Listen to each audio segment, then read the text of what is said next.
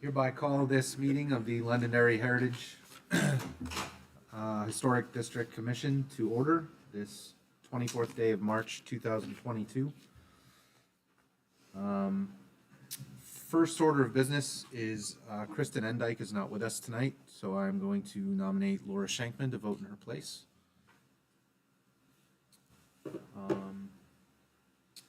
Next is approval of minutes from our prior meeting. I've looked at it, I don't have any comments. Does anybody have any corrections or comments on the meeting minutes? I sent them to John, so he's made the correction, and if there aren't any problems, I'll make a motion that we accept the minutes as presented. Second. Seconded, all right. All in favor of accepting the minutes, say aye. Aye.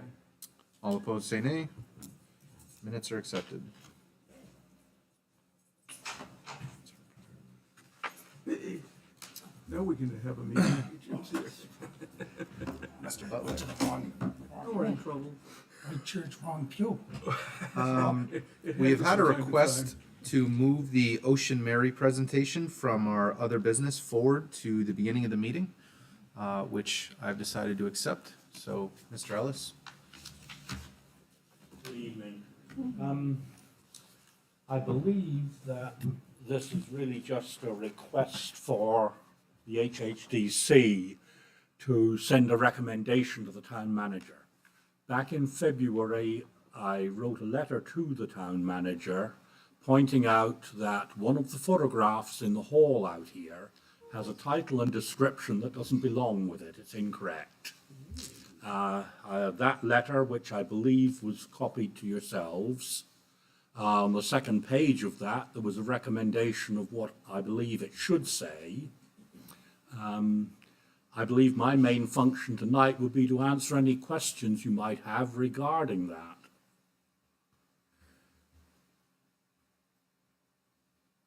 I would have to say you have a very detailed and lengthy analysis, David.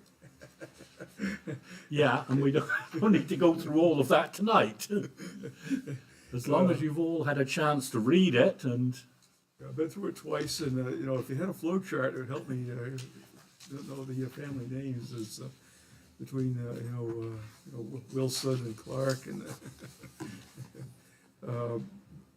but it's extremely well done. I think you've got a very good point. I would probably talk to the Dairy Heritage Commission, have them review it, especially. I'm sorry, could you get a little closer to the mic? The Dairy Heritage Commission and actually the museum. Rick Holmes is probably. Yeah, I know. I talk to Rick now and then. I don't know him well, and we've never actually physically met. Yeah, he's a character, a good guy, and he knows a lot of the history. He's the authority. So for Derry, Londonderry, and Windham, since we're all the same, same Yes. town.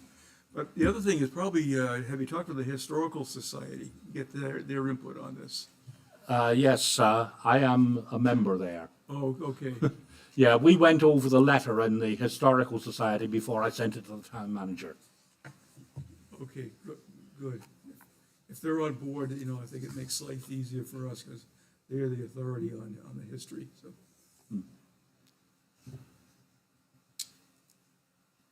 I would agree. I think if the historic commission is in agreement with you, Yes, we jointly worked out the wording. I recommended the wording, and I think maybe David can Yes. affirm. We're in favor of what he's proposing, okay. and speaking as a treasurer there. Does anybody on the board have any questions or concerns? I'll follow up with the town manager tomorrow. Okay. I'm meeting with them. We'll see. I assume it comes back to us and it's the approval with us. Make a change. I don't know the answer to that question. Do I? Yeah. The town Okay. manager wanted you folks to take a look at it and just make a recommendation as to whether or not you agreed with making that Back to him? change. Yes. Okay. Okay. David, we'll take it into consideration and Okay. we'll speak and Yep. send And as I Send say, our the response, recommendation. I believe, needs to go to the town manager or Yes. assistant town manager at the moment. Correct. Oh, thank you. Laura knows how to get hold of me if you need me for anything about it. Oh, okay. Thank you. Oh, the Dinsmore Connor, David? Yes, I sent it to, Rick. Peter Griffin, who's a member of the Wyndham Heritage Commission. He read it and says, he's in agreement. And also, there are two different Dinsmores, the Wyndham Dinsmores, the Londonderry Dinsmores, or Dinsmore. How they had I know you said they had two different spellings. I'm sorry. Oh, did they? I'm partly deaf, Art. Oh, okay, well, I'm getting there, so. Yeah, so the two spellings, Yeah. there are They are two the spellings, same. there's probably even more spellings that we don't know about. Oh, so. there probably are. They probably are related, but the point of departure is back in Europe long before they emigrated. Yes, because their things are all by phonetics, it's not. Yeah. proper spelling. It's, All right, thank you, David. Okay, thank you very much, folks. Moving on to design review applications.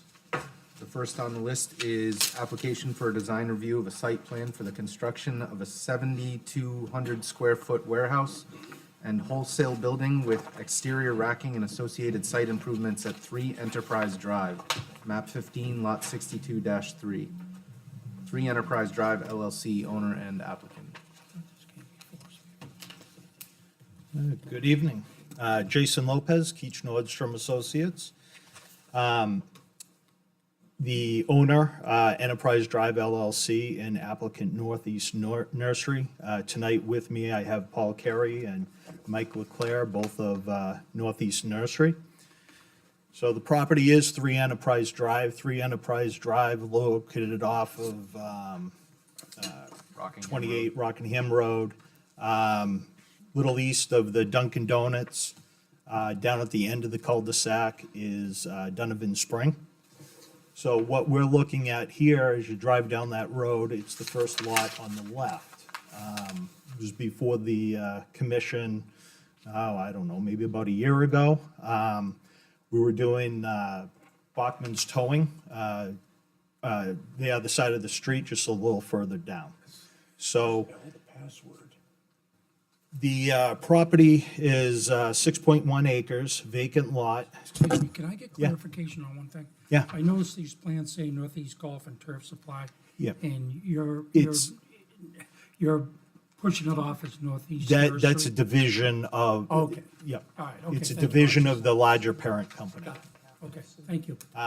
Currently, they operate at 15 Tinker Ave over in the airport area.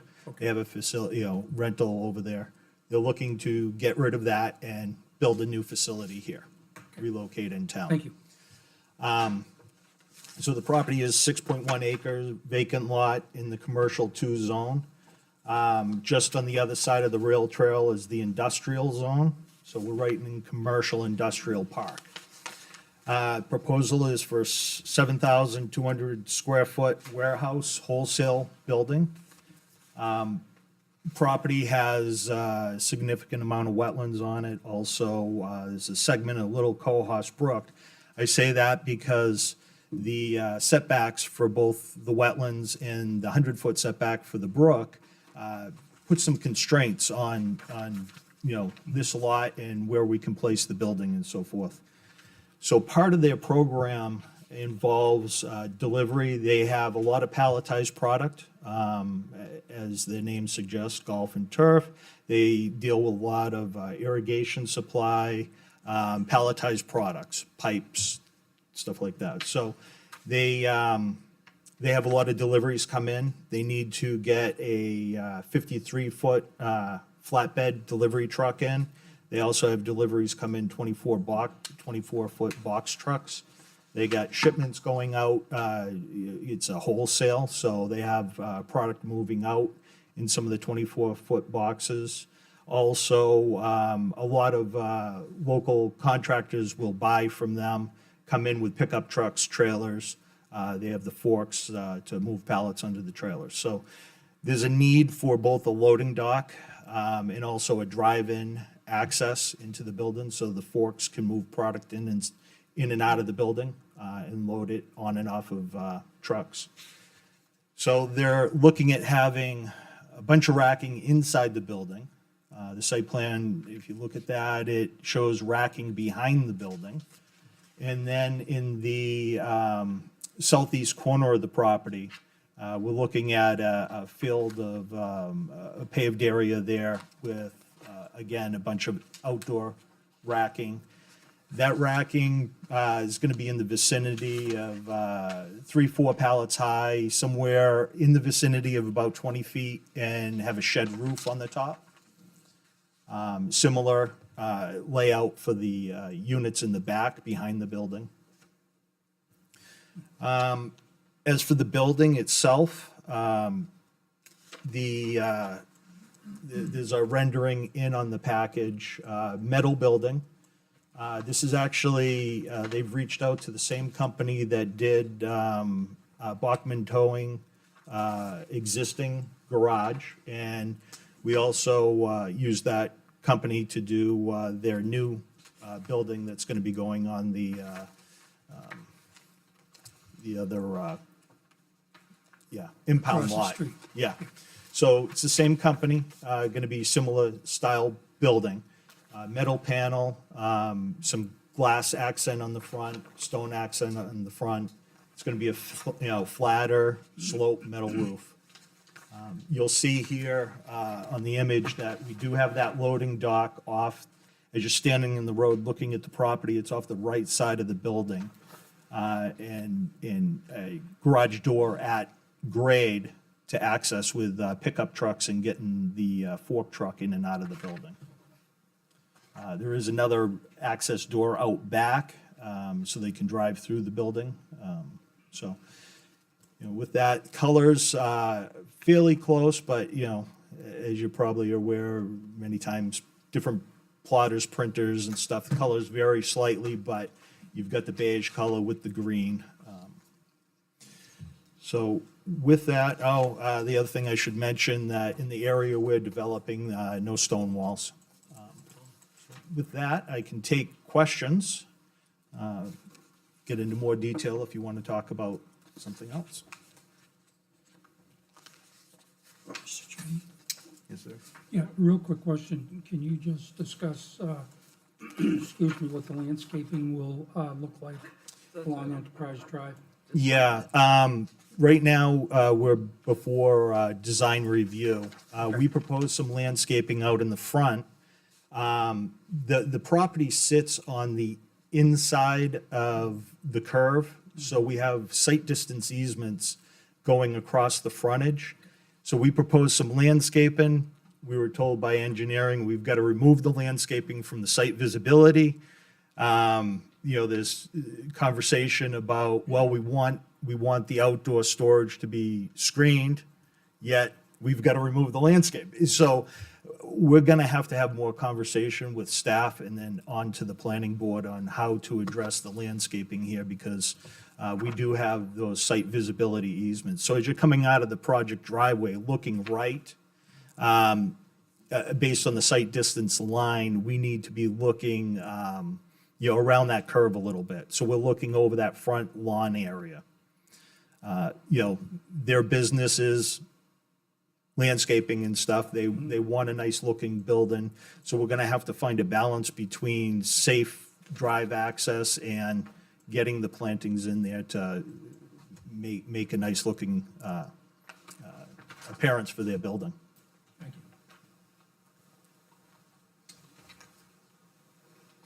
you. I noticed there's a proposed sign on the site plan, but there was no signage. There's no sign in the package yet. No, a sign package hasn't been put together. Really, right now, we're just notating in the plan set to meet the zoning. I imagine color scheme will be similar to the building.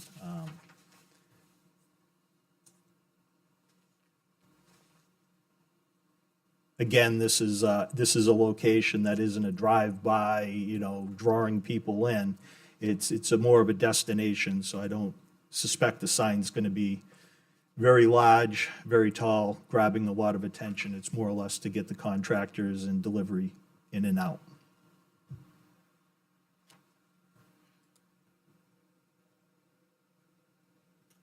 And no lighting plan is yet? That was on my next. Well, we do have a lighting plan in the full package. Maybe I didn't get it in here.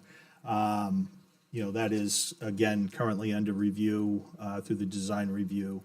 All downcast LED lights, dark sky compliant, typical with the company we use, Sharon, for a lot of our lighting design, and similar to every project we do. There'll be pole lights out in the parking area in the, you know, for security, some on the buildings. Will there be fencing? Don't know yet. There's a question between security and, again, that sight line. Understood. Okay. Got it. I understand. Now, my last question will be, are you sure we have enough radius for tractor trailers to enter It's- and exit this property? It's tight, and the regulations allow the planning board to go up to, I believe it's 32 feet, and I have it 36 feet right now. So that's an item of discussion, but I am much wider than what's permitted by right. Yeah. And that is solely for the purpose of getting that tractor trailer Okay. in. You'll notice that the interior, I have a painted island, not a Noticed raised that. island. Yeah. That's because the wheels need to roll through that area. Okay. Because we have in the past had entrances where they're too tight and the tractor trailer gets jacked in there and then, Yeah. traffic's backing up, people Yeah. are getting upset to get it in. Better So have the room to begin Yeah. with, you know, in the planning stage, so.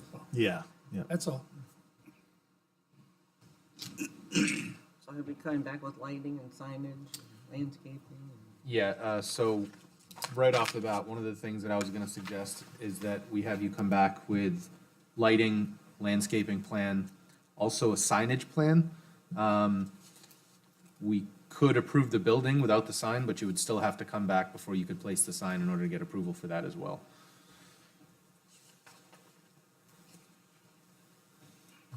Okay, and you're every 2 months, correct? Correct. Next meeting will be May, 20-something, let's see. Laura, how does that, I'm sorry, Laura, how does that work with the planning board? When will this go in front of them? They would have to file a formal application, that's still in design review. Okay. If they did May file a 26th. formal application, and in front of the planning board, if the planning board was so inclined to grant approval, it would be conditioned upon them coming back here and the comments from the heritage being incorporated into the plan. Okay. So we're gonna meet before they get the planning It's board up to gets them, this? they haven't filed for a Okay. formal application. I'm just looking at timing Right, and and that's, expediency. we're In reacting all to that. probability, that would happen. Okay. It will, I mean, June or something. at Okay. the earliest. I was just told that they're not going to put a sign out front. The sign going across the face of the building will be sufficient, so they're not gonna go with a sign out in the Okay. front. So no freestanding sign, it'll be No on freest- the building. It's gonna be that, you'll see on the image across the face of the building, they've got their name. Oh, yes, just like what is Yes. displayed here. Yes. Can you walk through the description of the exterior racking that is going to be visible again? I don't have details on that yet, but it's, I guess, old lumber yards. If you can think of like the old lumber yards where you've got they're gonna have a lot of pipe out in that area, up on the southeast corner. 20-foot sticks of pipe. So it's gonna be multiple layers, different sized pipes. Then there'll also be shelving system, much like, kind of like Home Depot or a Lowe's, inside racking in the lumber section. And then at the top of that, a shed roof. So the rack's gonna be canopied. A little bit, yeah. Okay, Yeah. I get it, yep, Kind of like over at Benson's. yeah, kinda like over at Benson's. To a certain extent, the Yeah, concept, yeah. Right. Yeah. I get it. Do we have any feel for visibility from the road? The tops are gonna be visible. The grade, we have a buried going right parallel with Enterprise Drive. There's a private sewer force main. And we've got to maintain the cover over that. So what's gonna happen is you've got Enterprise Drive, the grade's gonna roll up to go over that sewer force main. Because every lot in this development has its own force main that goes up to a manhole in the corner of this property. So it would be a major undertaking to lower all those. So it's gonna rise up, grade will rise up, and then we're gonna cut down. So the racking is gonna be depressed on the backside of that mound a little bit. And then it'll slope up to the back property line. But still, even if we're, 6 feet depressed, these racks are gonna be around 20 feet high, so, So you'll see the roofs of the canopies? yes. Do me a favor, please, to God. No bright blue, no bright green, no bright red. Can we have it blended in, please, please? I will relay I'll get the that, phone yes. call. I will get the phone call. Something that'll blend. We'll call you, Jim. Oh, I'm sure, especially when the leaves fall. So, but ultimately, you're thinking about 20-foot high, so that's like three pallet loads? It's gonna be 3 or 4 pallets, Okay. And a single row or multiple rows of back to back, back-to-back? yeah. And how many pallets wide are you envisioning at this point? It varies because of the shape of the property with, if you look up on the screen, right, southeast corner, so that lower right corner on the plan, you'll see the different lengths to kind of fill that space between building setback.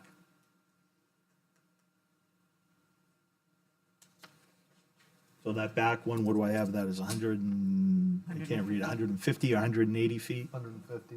Yeah, 150 feet, and then they'll be shorter as you approach the driveway.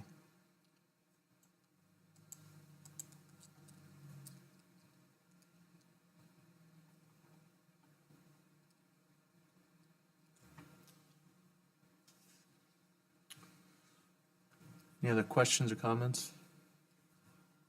Yes, with your landscaping plan, it helps, gives us a little better favorable opinion when it includes Syringa vulgaris, which is purple lilac and the state flower.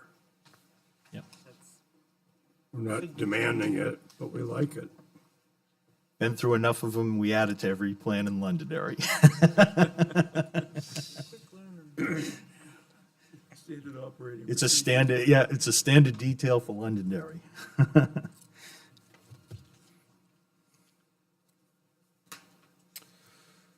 So far, made some notes that we need a signage plan. If you were gonna make a sign, you stated that you're not. Lighting must be dark sky compliant. We need a plan. We also need a landscaping plan. We've made a request to add lilacs. And the racking canopies, we would like to be a subtle color, something that blends. All right. Going to try to meet with staff. We've got a number of design review comments on this, a lot of it interacting with the landscaping and the site distance and the racking in the front. And so we'll try to iron those out and have a better idea of what we can do for landscaping and fencing. Okay. Yep. Mr. Chairman, Yes, sir. would we be out of bounds to ask for a rendering of what the racks are gonna look like? I'm thinking a horizontal, so we can see what they're gonna look like. I don't think that would be out of bounds at all. Could you, is the rack something that you could provide some kind of visual for? I can work with them. I'm not sure if they've got a vendor or anything yet, but, some cut sheets or, photos or something, of a similar site you know? Yeah, that would be great. Yeah. Any kind of visual Yeah. representation, Yeah. doesn't have to be a rendering per se, but Okay. Do they have any outside rack storage now? I don't believe so. Okay. I was just No, looking for a picture. This is a future consideration. We don't have outside storage now. Rear racking is gonna provide quite a bit for us. This other footprint, there was a conceptual that showed another building. Excuse me, sir, would you mind just coming up to the microphone? People, I'm okay, just because people who are watching aren't able to hear, that was all. yeah, Paul Carey, that's Paul Carey.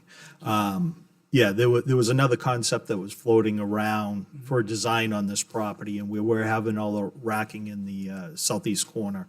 There was actually another building to be located there. I think it was a fire protection company, someone that had proposed something there earlier, early 2000s or something, mid-2000s.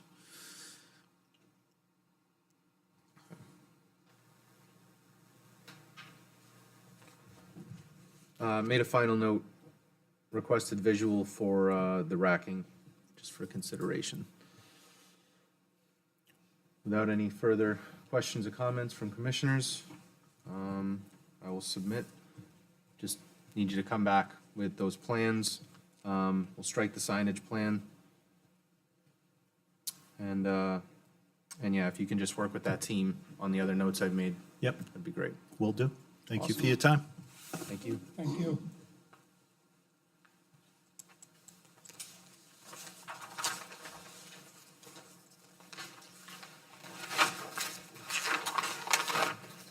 I might ask one question. They're looking because of supply issues of ordering the building. So now a little nervous on ordering the building and getting, because they're looking at a spring opening is what they're hoping for. So with the supply chain issue and construction time, there is a concern on placing an order. Okay.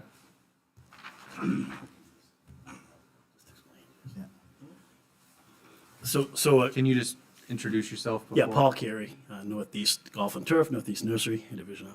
Thank you. So what I was trying to convey to Jason is we have to order, it's a kit building, just like, next door.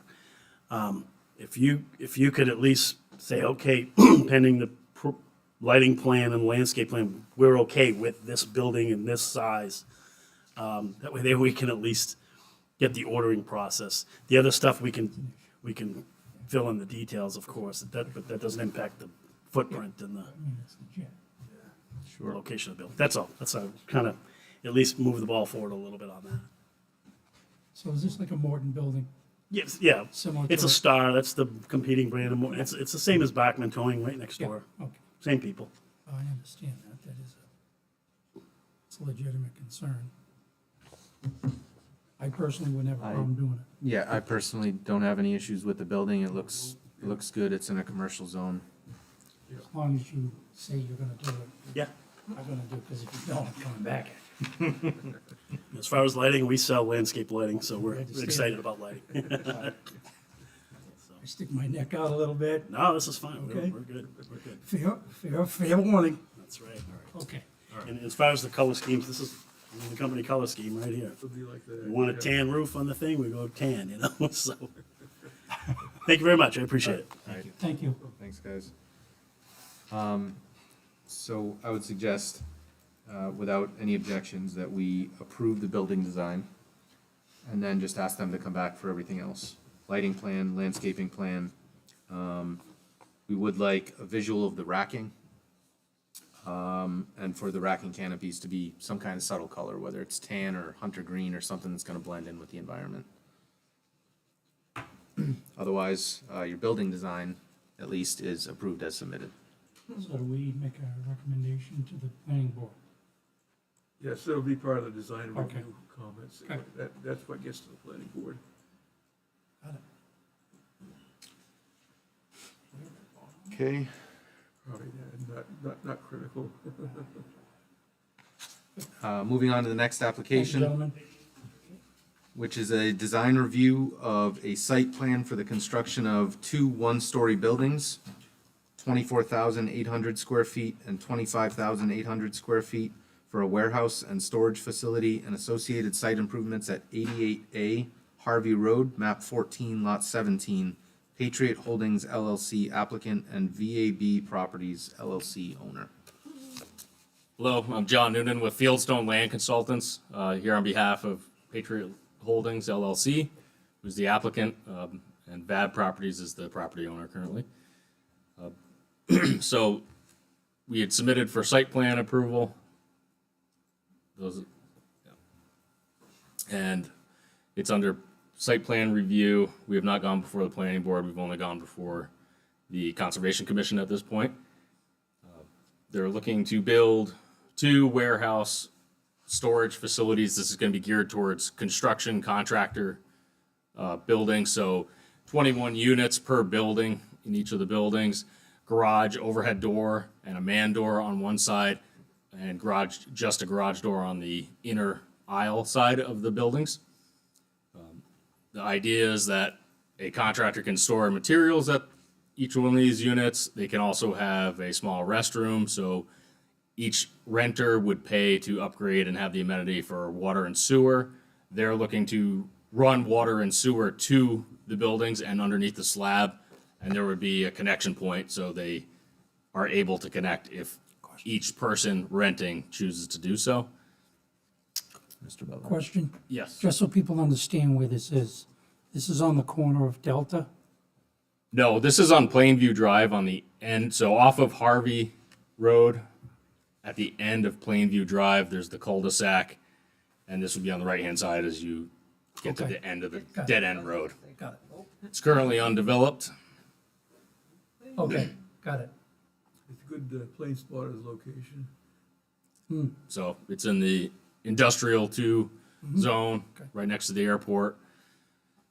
So this would be targeted towards contractors. However, they could rent to anyone if someone wanted to put a boat, antique car, anything of that nature. However, they're hoping to get mostly small contractor type renters in these units. So there's perimeter parking around the edge. All the edges of the pavement are curbed, so it's asphalt curbing. And then there's a buffer for landscaping. We've landscaped more towards the Plainview Drive side of the site. Along that frontage, so we show on our survey plans and existing conditions is a stone wall. That stone wall comes and goes. It's not real well defined. There are a lot of stones that were pushed up when Plainview Drive was built. And then it gets a little more defined as you get closer down to the Harvey Road side of the property and road. So what we're presenting is that where they access through and build the driveway in, they rebuild the stone wall to make it more a nicer stone wall per the town's detail on stone wall reconstruction. So we have that on either side and trees planted around the parking islands with shrubs in between the trees and the dumps. So there's 2 dumpsters on site. There would just be small, they'd be enclosed, and then also have dwarf Alberta spruce to further screen the dumpster enclosures. Currently on the plan, we also have for signage that there is no sign at this point. However, our client has told us this afternoon, they're working with a company to design a monument style sign. And they were hoping that we could just get some feedback tonight from the board on what the base of the sign should look like. Are we looking for brick or stone veneer, or is concrete okay? The sign would meet any town standards, and that would be something we'd come back to the Heritage Commission to review once we have that design. So how many units? There's 21 units per building. The somewhat smaller building is 24,800 square feet. The other building is 25,800 square feet. It's slightly longer. It has on the one end is a covered loading dock. So there's a ramp going up to the loading dock, and that's open air loading dock. It's not closed. It's going to have an overhang roof over the ramp and loading dock portion of the building. So with that overhead loading dock, is there gonna be a center aisle in this building? I mean, what's the purpose of the overhead loading dock at the end? I mean, what's it gonna be used for? And who's gonna use it? Just curious. Yeah, so the idea behind the loading dock is Yeah. all these units get, vinyl siding delivered, piping, anything like that. They could have a delivery, they back up, they unload, and the client is looking at having for anyone to use, probably a walk-behind motorized pallet jack. So they would keep it under that covered area or in one of the units. People could use it. They have a delivery of pipe, vinyl siding, any material for these contractors. They can unload it from the tractor trailer, bring it down, store it into their unit. So there'll be some type of ramp off that platform so they So can, closer to the building is a ramp. okay, Goes up, landing, turns, and then 4-foot high dock to Okay. the finished grade. So there's no, there's no pitch down for a loading dock. and I'm making an assumption that these spaces here, is this for outside storage? No, those are for larger trucks and trailers. So if Trucks they and brought trailers. Okay. Now, you had mentioned outside storage. Where? No, I did not mention outside No storage. outside storage. No. Okay. Okay. Yep. I'm done with my questions. Unless I missed them somewhere, I don't think I see any elevation drawings or a rendering of the buildings. Yeah, I haven't found any yet. We would definitely want to see Yep. what the buildings are gonna look like, what kind of materials you're gonna use. So I brought some small printouts and I also brought a board to present that, having not presented Okay. before. I can set up the board. I can Yeah, also hand please. these. Please. That's a lighting plan, right? Yeah. So they're gonna be metal sided panels buildings. The first 3 feet would be a darker gray metal panel up 3 feet from the bottom. A really light gray, so in the printouts, they kind of look almost white or so, but it'd be a light gray.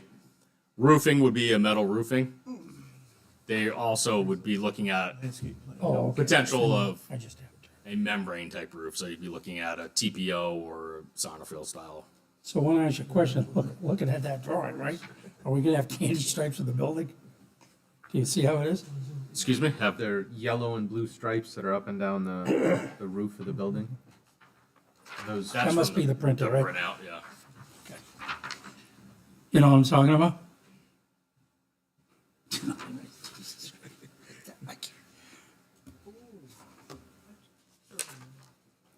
Correct. It's showing where the edge metal of Okay. the roof would be.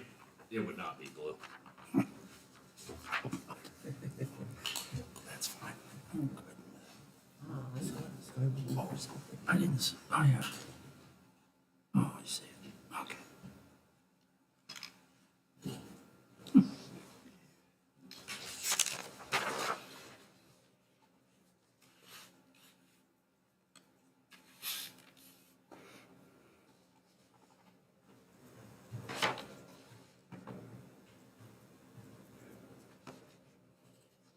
So this is a larger printout when you look at the striping right here where it shows yellow on the long piece and the blue overhead. So that'd be the edge metal on the top of the building. But not that It color. would not be blue or yellow. Okay, that's great.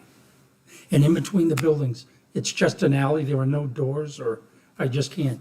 There's a door on the back, so they'll have a garage door out. So each unit will have a garage They door? could, yeah, they could drive down the aisle, unload, they could drive, yeah, right through it. 25-foot drive aisle between the buildings.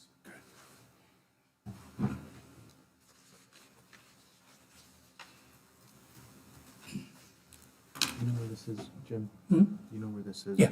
What are the major roads by here? Harvey? Is that like Yeah, across? yeah, that's, It's just off of Harvey. Harvey. Yes, Plainview Drive intersects with Harvey Road. Okay. Do you follow me? Yeah, yeah, gotcha.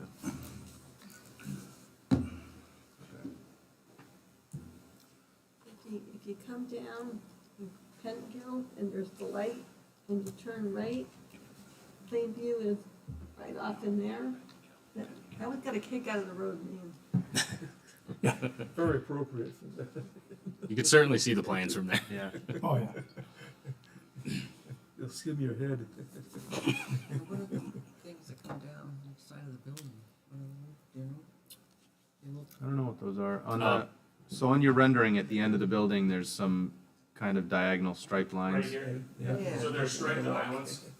The reason they're just painted striped islands was they anticipate people coming in, they might park there, walk over to their unit. Oh. Or it would also allow for, if they have the tractor trailer to deliver to the other end, it gives it a Wide berth. Yeah, they were attached in the middle. just a painted stripe. Yeah. Okay. Uncurved, Okay. that's all. I got it. Got it. And you mentioned that they will be able to have a bathroom in there. Yeah, so it'd be optional to each unit. So I assume that you're gonna bring the sewer and the water and everything to the building? Correct. Now, are you gonna bring that inside the building to each unit and just cap it? Is it all so all the plumbing's gonna be there, whether they want it or not? Correct, so the. Okay, The got it. sewer, there'll be a sewer manhole on each end of each building. Okay, That then is, that we're gonna run all the way down to tie into the municipal got it. sewer. Okay. And then water will come off of Plainview Drive. Mhm. That was planned. Gas and electrical will be run off Plainview Drive as well. Mhm. Okay. You'll need to add purple lilac to the landscape plan. I made note of that. Okay. We do not currently have that on there, but we consider it. You're in trouble.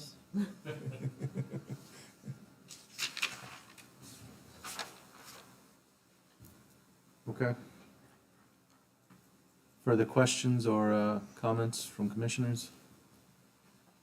I haven't seen that stone wall that they talk about. I don't know what kind of condition it's in. These, It runs along the road. really? Isn't, There's one It- right along the- Yeah, It's I mean, I not, just it's haven't- not in great shape. It's more defined down towards the intersection of Plainview Drive and Harvey Drive Okay. and Harvey Road. Yep. However, as you get down towards this end, it's kind of single rocks. Okay, got it. And then there might be a few that are piled, like it was a stone wall at one point. But I would imagine during construction, you could, Right, And so up where we road. enter, yeah, so that's getting closer down I towards have the it other on the end. screen up there if you want to take. oh, I can't, Yeah, it's Yes, I can't see it. I can turn. I agree. Oh, there we go. Oh, yeah. So we have shown a detail that was per the town on reconstruction of the stone wall. So where the entrance of the driveway is proposed to go in, on either side, we do a return and have it follow the driveway for 10 feet on each side. Yeah. So we would rebuild just in that corner and on each side of the driveway. But that wall does come and go all the way down Plainview Drive. There's,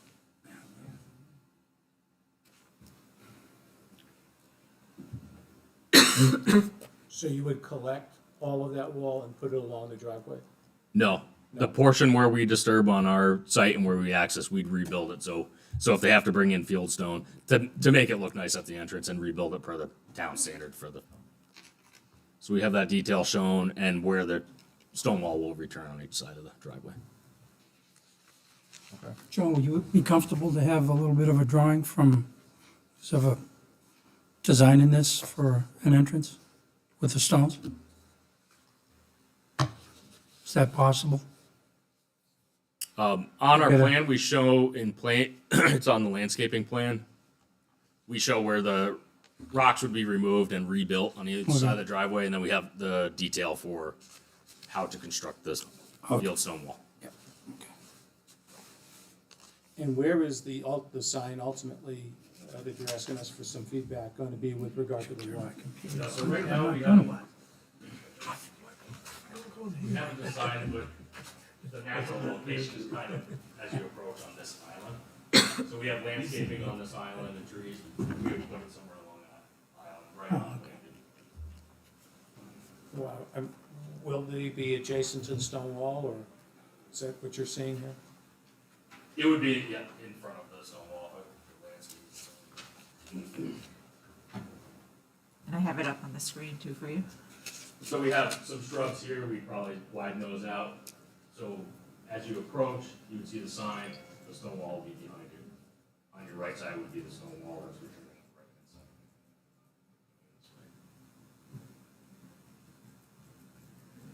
Initially, they discussed having a sign on the building wall, however, each unit could be a different company, so they were looking for just really the business park, the all-purpose business park sign, that would be a monument style sign.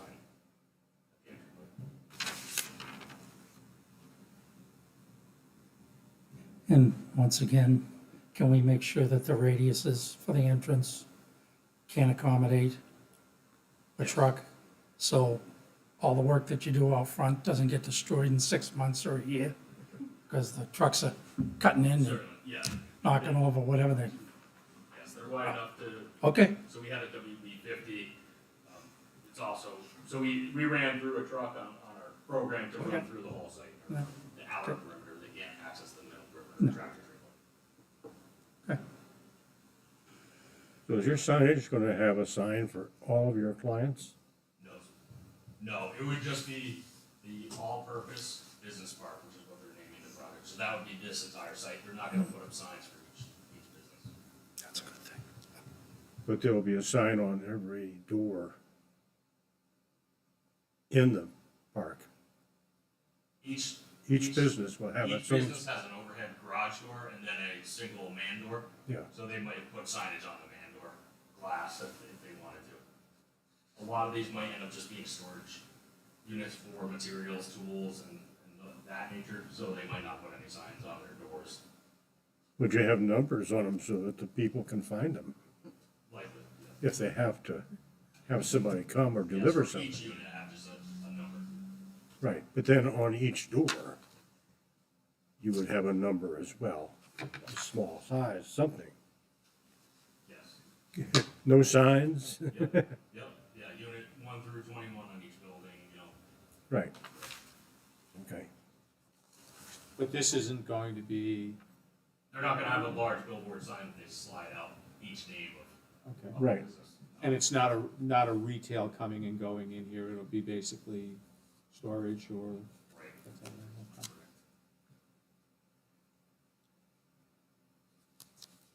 Coming back to the signage and the stone wall, you were looking for some feedback.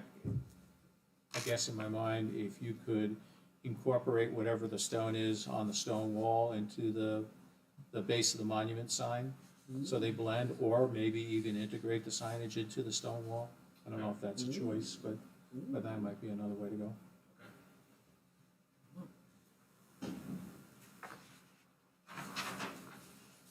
And for the base, they could use a manufactured stone as long as it was similar looking to the field stone that's there. Yeah. As long as it blends. Do you have any restrictions as far as what clients can do with regards to their signs? Pardon me, not their signs, but their doors and things. Is one of them gonna go wild and say, I need to have a red door? You know, they'll end up having someone that oversees the site, and they're not gonna allow people to start changing the overall architecture of the building for someone who could be renting there for 6 months or, less than Right. 15 days.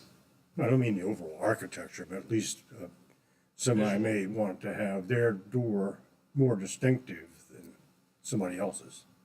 But you're not gonna allow that? No. Okay. So in other words, you don't want it to make it look like a three-ring circus?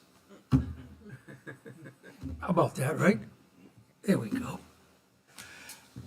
All right, I've made notes that a signage plan is gonna be needed for approval of your sign. Stone walls disturbed at the entrance are going to be restored along the entranceway. And add lilacs.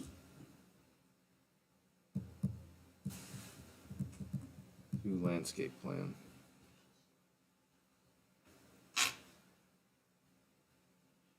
You're gonna have power out to the sign?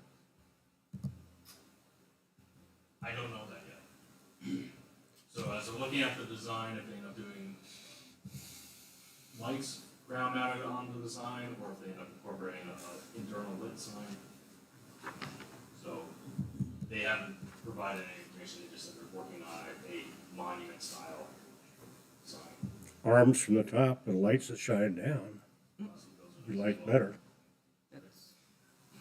I don't think the airport will want lights shining up. I don't think so. I did not touch on it, but the lighting plan, so for the building lighting, parking lot lighting is all LED, full cutoff lights. So the majority of them are wall pack lights, and then pole mounted on this end, and on this end for the tractor, trailer parking. Are there business hours on the site? They would, typically, they're gonna go for 24/7, so if someone rents, they finish a job late, they can go there at any time to drop stuff off, grab stuff early before the next day, so it would be a 24/7 access to each of your individual units. So the lights will burn continuously at night? No, photo cell, and they could have the option of probably half of them being motion sensor for security, so that they come on in case someone does show up. Yeah, we're gonna need a lighting plan, I think. There's a lighting There plan. is one. Yeah. That is the lighting plan actually, right there.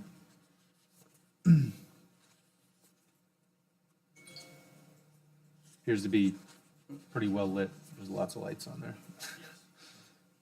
None of the light goes past the property line, there's no direct residential or industrial park.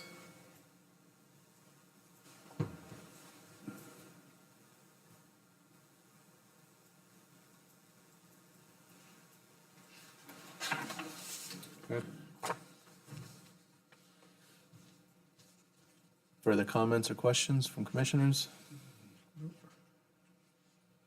Okay, so, what kind of timeline is on this project?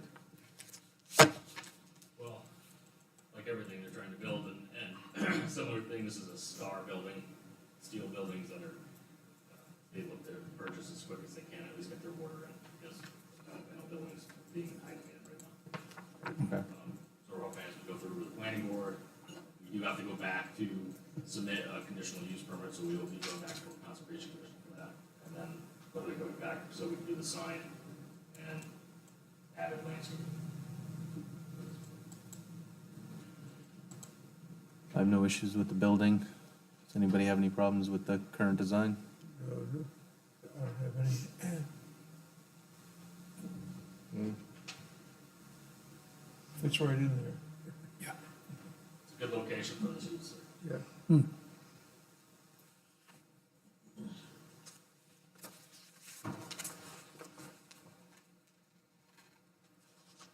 All right, building design approved as submitted, but you are gonna have to come back for signage.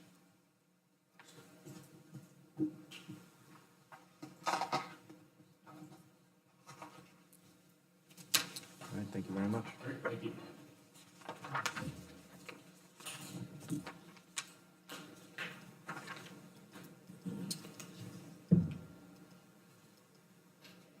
Next item is an application for design review of a site plan amendment for the construction of a 7,500 square foot, two-story building addition and associated site improvements at 136 Pillsbury Road, map 6, lot 18-2, Orchard Christian Fellowship owner and applicant.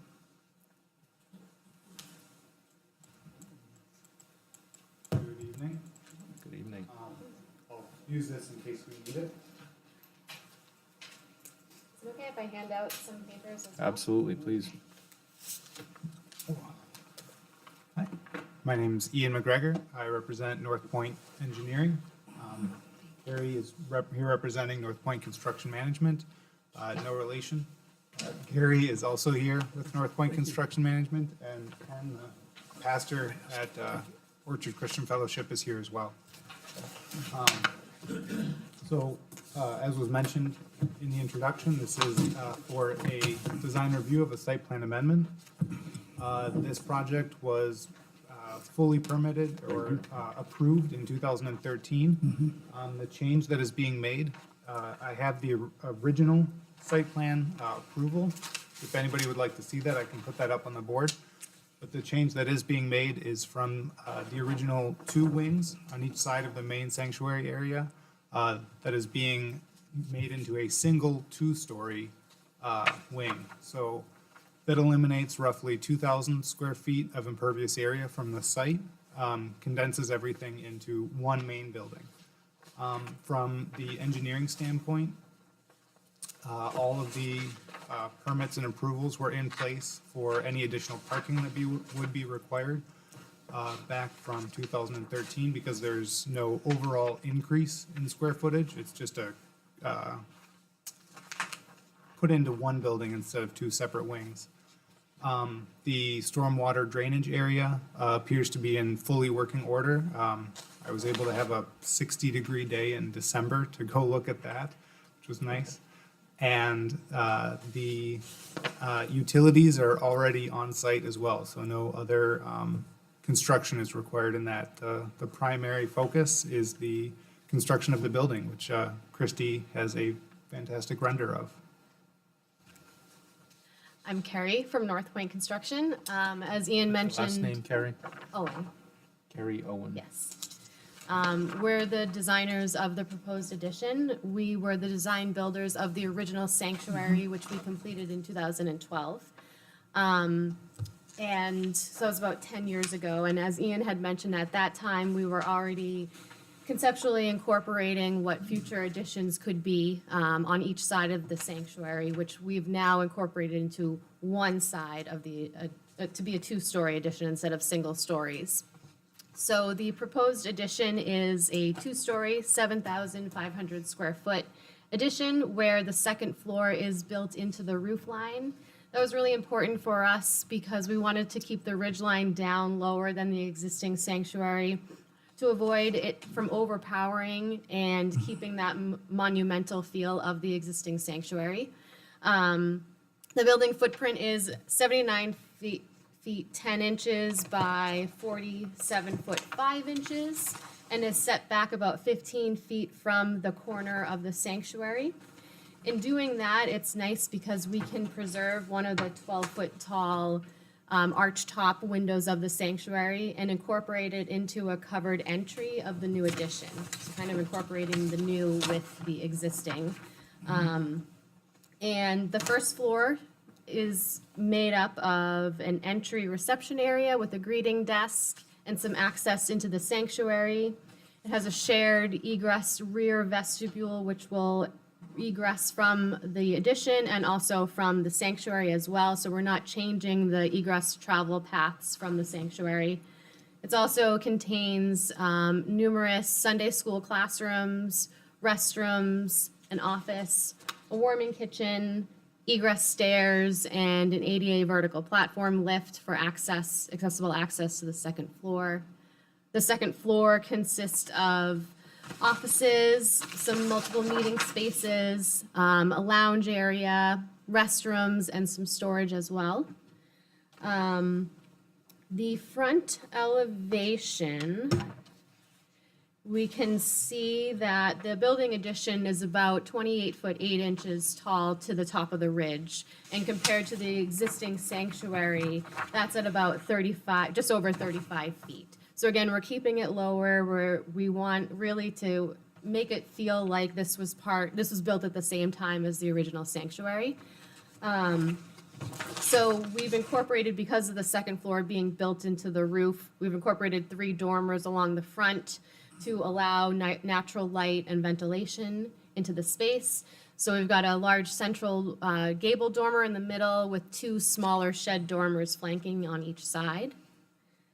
On the side elevation, it's actually the west side, there's a typo. You can see how the second floor is built into the roof line with the dormers beyond.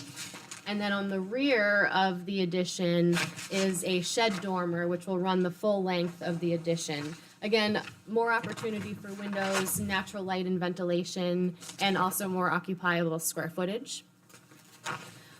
We also have the stairs that will be egressing out directly to the side of the building, which will have a walkway directly to the paved sidewalk and parking lot area. We're incorporating a covered roof line for protection from the elements at that egress door. And then on the rear of the building, where the shared egress door is, we're proposing to recess that back. again, to protect from the elements and provide some coverage. And then looking at the details of the exterior, we're trying to incorporate everything that's on the existing sanctuary right now. We've got white vinyl siding, white PVC trim. We're proposing to pad out the corner boards to allow the vinyl siding to terminate behind to avoid any type of J-channel trim. We want to maintain the same frieze, shadow boards, trim line soffit details, and roof returns on the gable ends. We're also incorporating light gray vinyl shakes to the central dormer, which will match the existing gray shakes that are above the sanctuary door, sanctuary entry right now. And then we are proposing to use Anderson 400 series Energy Star white vinyl windows. We've got a combination of double hung and awning windows, which also match what's on the existing sanctuary. You can kind of see in the top right rendering how by setting the addition back about 15 feet, we're preserving that 12-foot beautiful arched window at the sanctuary. And it allows us to create a nice covered walkway or entrance to the addition, again, kind of incorporating existing and new in that connection point. The entry door to the addition is being proposed to be a white storefront with grills between the glass to match the existing entry doors of the sanctuary. We are not proposing any new building lighting. We're only proposing to have emergency remote heads at the 3 egress door locations. The existing parking lot lighting is all existing to remain, so we're not going to be adding anything new there as well. This is building upgrade only. Building upgrade, correct.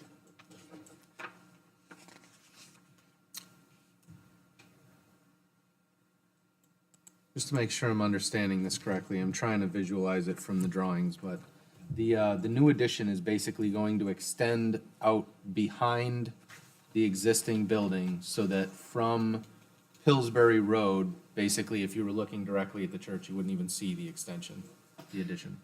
From Pillsbury Road, you'd be looking at the side of the church, correct? You'd be concealing the addition Right. beyond. Gotcha. Exactly. Okay.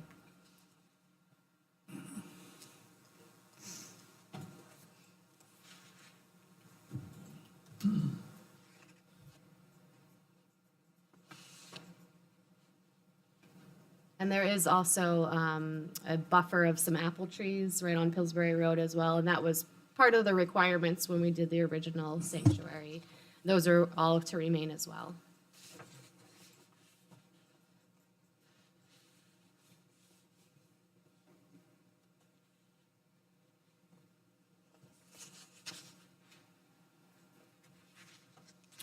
Okay. Commissioners, questions, comments?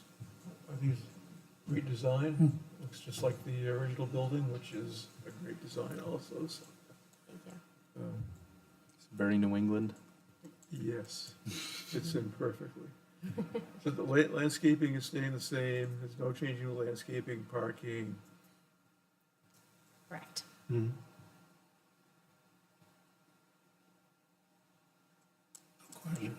Yeah, Questions? I have, oh yeah, sorry.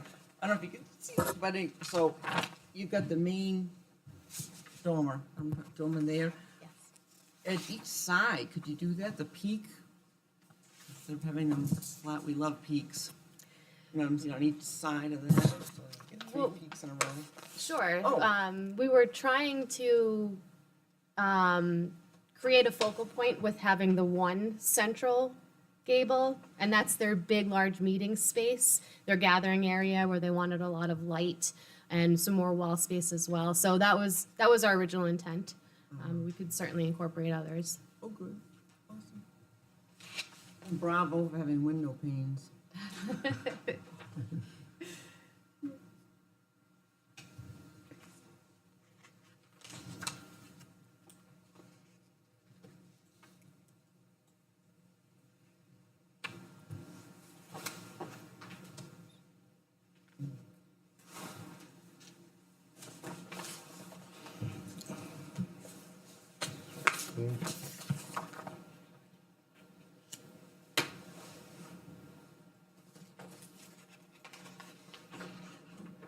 You see you have a shed that has to be moved, is that, do you have a plan on that, or where that's going?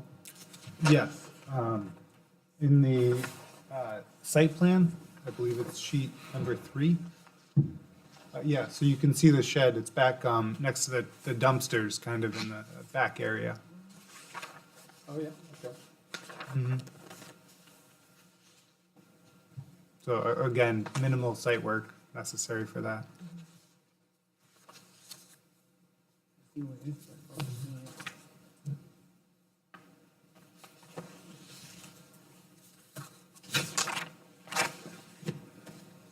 Question? Yes, sir. Yeah, on the east side elevation. And on the rendering, it looks like there's a dormer on the backside. Is that, it just doesn't, I just don't see it in the east side elevation. You see what I'm saying?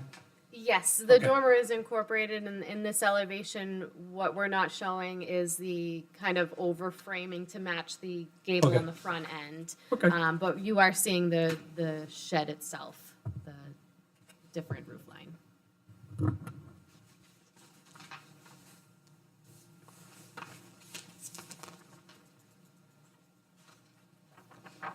Okay. No other questions or comments? No. All right. Design is approved as submitted.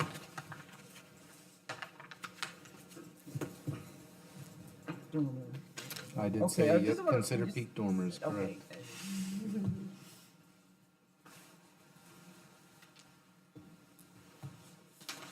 Okay, thank you very much. Thank you. Thank you so Good much. night. Thank you.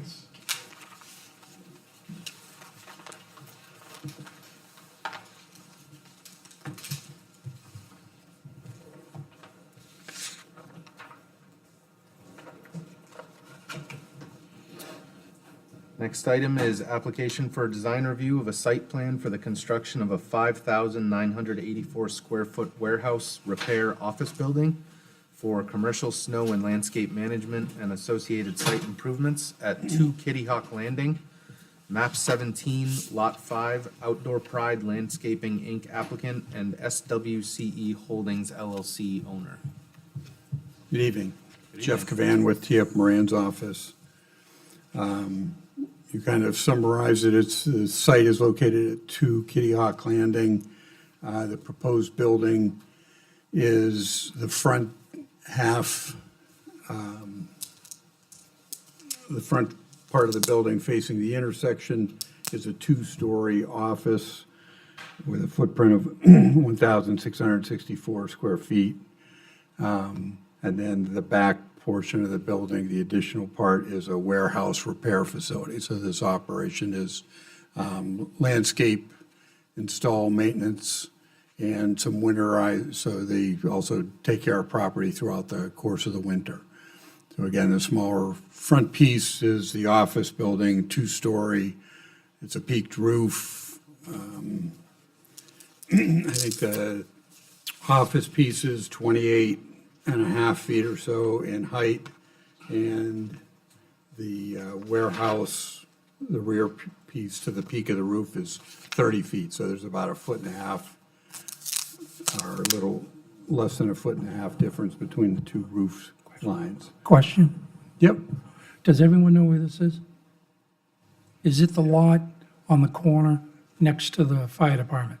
Where there was an Yeah, it's right engineering next to company the fire was gonna go there, so it's right on that corner? correct. Yeah, all right, you know where the North Side Fire Station is? The current one. You know the driveway up to our SAU office? Have you ever been up there? Kitty Hawk Landing. Field, this Right. is Kitty Hawk up to the new SAU office, Harvey Road's right here. So You it's might right have on it the up corner, right screen, next too. to the fire department off Grenier Field Road. It's the fire station. The site had been previously kind of prepped for a development, and then it stopped work. So there's like a back ledge face on that back property line, and the rest of it has been fairly, I guess, prepped. There's a swale that runs across the front of the site. And so, again, with the way this is set up, you have the building with the parking adjacent to the intersection. There will be a fence around the perimeter of the rear yard area, so it's a 6-foot chain link fence. If you're looking at the site plan, there are proposed 4 12-foot diameter silos on a concrete pad. The silos are for brine solution for winterizing. Instead of using a bunch of salt, you're starting to use brine that goes down beforehand, and you use less winter maintenance that way. And then, How tall are they? I don't know if I have an exact height. I'll see if I can find that for you. Directly next to it are some bins that would be for, again, various materials for landscaping and for winter-type maintenance. The intent is to have concrete wall and foundation. The concrete walls are 10 to 12 feet tall. The roof will be slanted towards the back. The front will be about 20 feet in height because you're going to be able to pull in with a backhoe, grab material and back out. And then you can see, you can come on up. This is Mark from Outdoor Pride. Sorry, guys, I have an 8-week-old with an ear infection, so. What is your last name, Mark?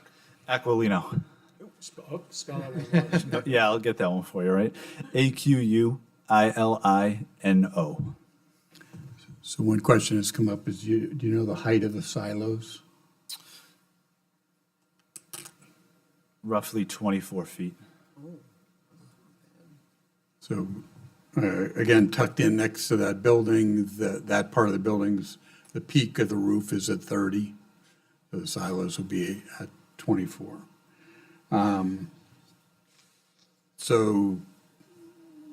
If you look at go back to the site plan, the front area is pavement, the back is basically a gravel yard area. Lights are positioned around there. The lighting is 20-foot tall, shoebox, completely cut off, shielded downcast lighting. And then we'll kind of come back to the building when we get there. You can see what we've done is we've landscaped along Grenier Field Road in front of the building. Shade-type trees are maples and oaks and some service berries. And then running more along Grenier Field, we have some spruce, baby blue spruce that are 5 to 6 feet tall, arborvitae and viburnum, and then a variety of shrubs, including lilacs, that run along that side. If you want to pull up the building elevations. I don't have the building, Jeff. You don't? We just I don't see one. Okay. One piece, that's all that came. All right. I thought they had been submitted, so.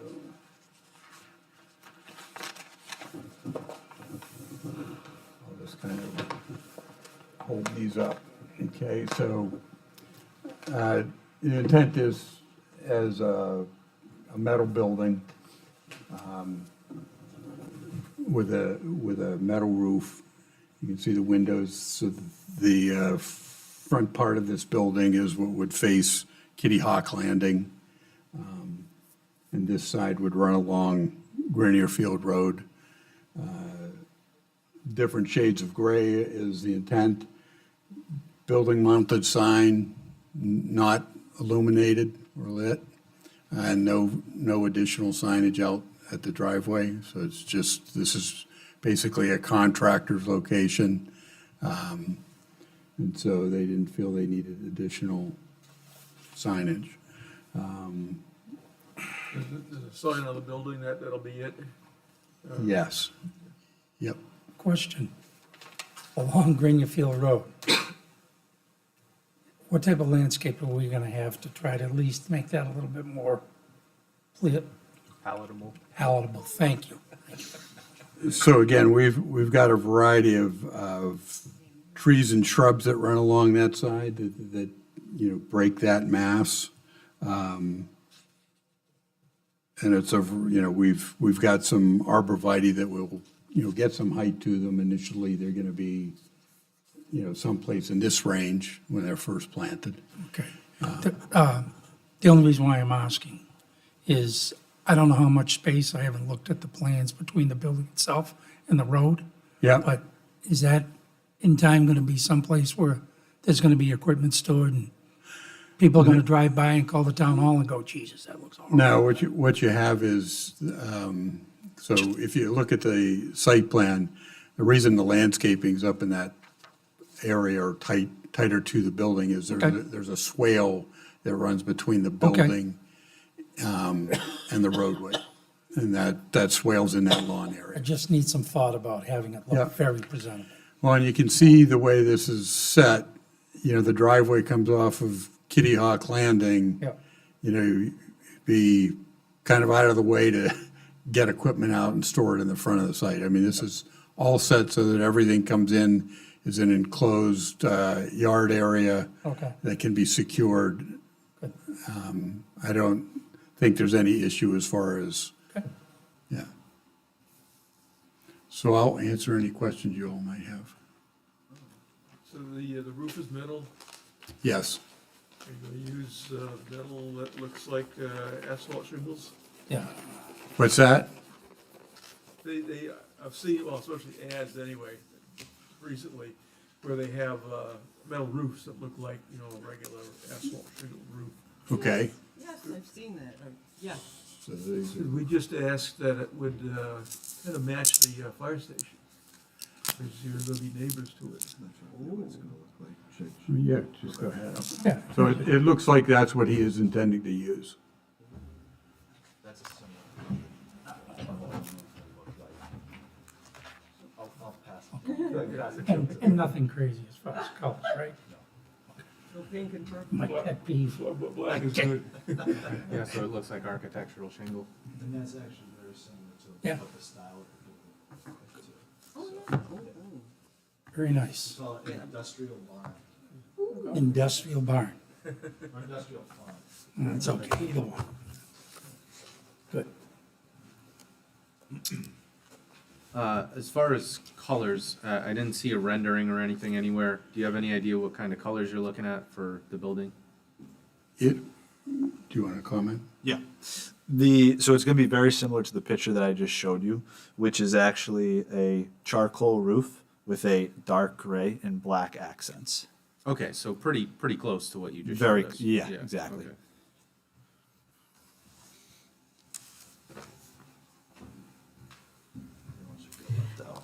Thank you.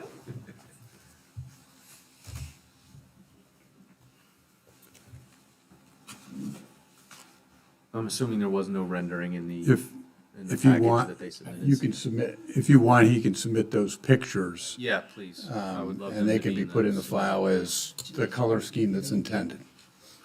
Okay. Great. That was one of my main concerns. I see you have a lighting plan that looks good. Your landscaping plan looks pretty good. Silos are gonna stick up a little bit above those shrubs out front, but Any design for the silos, or are they just kind of all blended with the building? Same, There'd be a similar color scheme to the building. Question. yes. And what are the material bins going to be composed of? They're concrete Block? wall. They're gonna do concrete walls. And then, like I said, the front of the roof will be 20 feet tall, the back might be 17 or so. And the walls are gonna come up 10 to 12 feet, so there'll be a little bit of a gap at the top. The I call it the shelter, right? Just from my landscape lingo, but that will match the same aesthetics as the building as far as color scheme and look as well.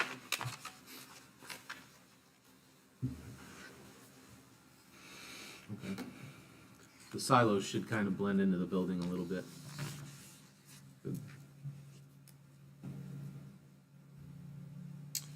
That was my only concern. I didn't see a rendering, but looks like we have color and general idea what the building design is gonna look like. Any other questions, comments from commissioners? Okay. Design approved is submitted. Please make sure you get those pictures over to Laura.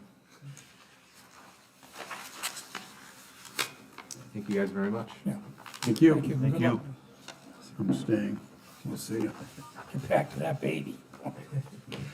Won't be sleeping tonight. God, I remember that. Next item is an application for design review of a conditional use permit per Londonderry zoning ordinance section 6.3.11.c and use table 4.1.2 to allow a 6,000 square foot convenience store with drive-through and gas station with 16 fueling stations and 2 diesel fueling stations in the Route 28 Performance Overlay District, 174 Rockingham Road, map 15, lot 61, and map 15, lot 61-7, zone commercial 2, on Route 28 POD 2V Londonderry LLC and 2V Londonderry West LLC owners and New Sunset Realty applicant.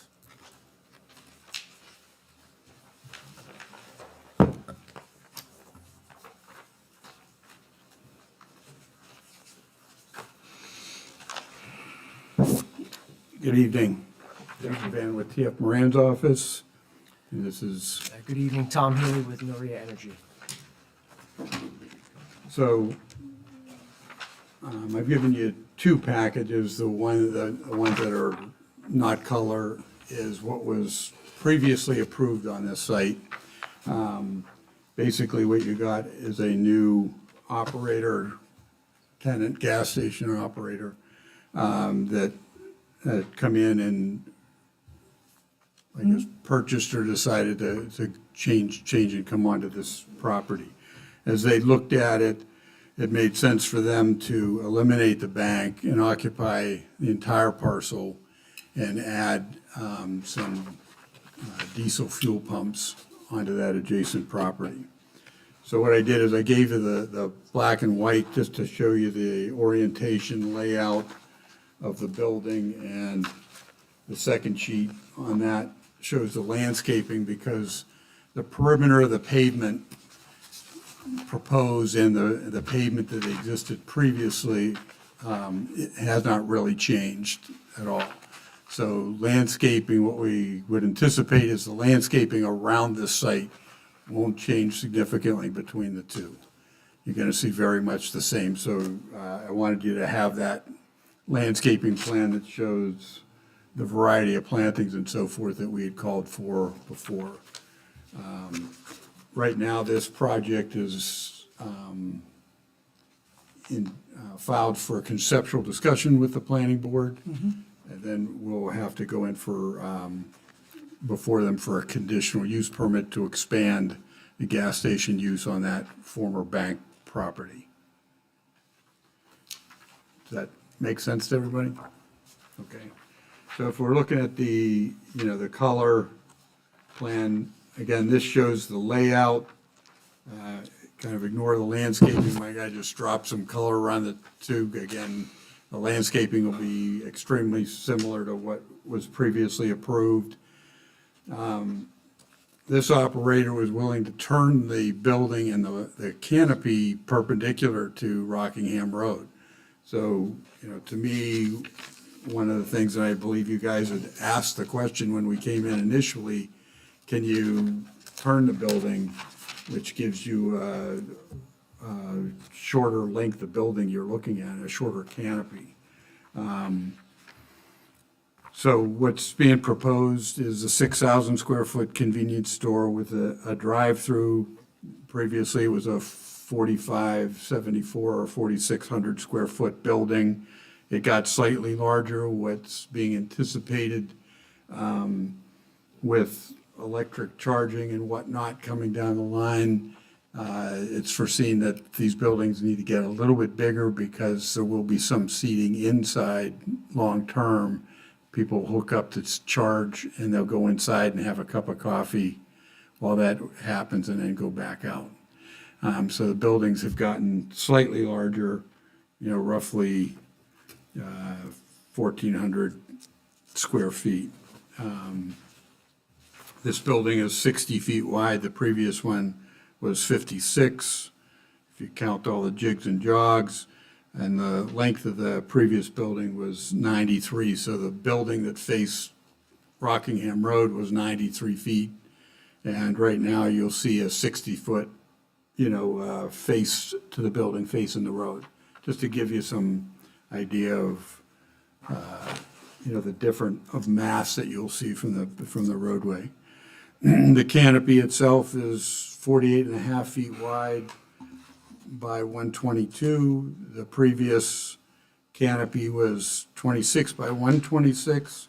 But again, you were looking at that 126 view from the road. Here you'll be looking at about roughly 49 feet of canopy. And then on the, again, the bank site, the diesel pumps have been set on the north side, the back side further from Rockingham Road. That allows for trucks and Sprinter vans and whatnot to come in, fuel up, and then come back out to Sims Drive or loop back around, and they can use the right turn lane onto Rockingham Road. Mr. Butler. Question, you had mentioned electrical hookup. Yep. Where would that be on the plan? I just don't see it.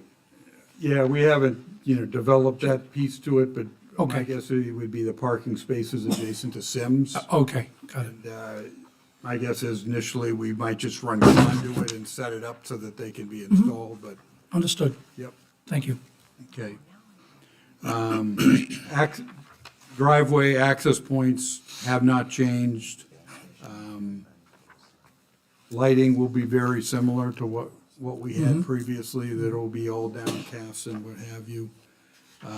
Like I said, landscaping, everything around the perimeter will be the same. The only thing that'll change is some of that interior landscaping. You can see, if we look at, the renderings, if you're looking at this view that's up there, basically the end of the canopy and whatnot and the building would be what faces Rockingham Road. So you can see on the short side of the building that would face Rockingham, there's a little patio area with some tables, and what they call little pergola type or trellis type overhang. The canopy, you can see, is a relatively short profile. But again, that the two short sides are what you'd see from Rockingham, and the long side would face Sims Drive. Does that make sense? Yep. Okay. Want to flip to the next perspective? There's two diesel pumps. What's that? Looks like three. 1, 2, 3, 4. I think. It is set up with, there's 3 islands, so I think you could stack 1, 2, 3, 4 spots for the trucks. Okay, so three pumps then for, Yeah, 3 islands, yep.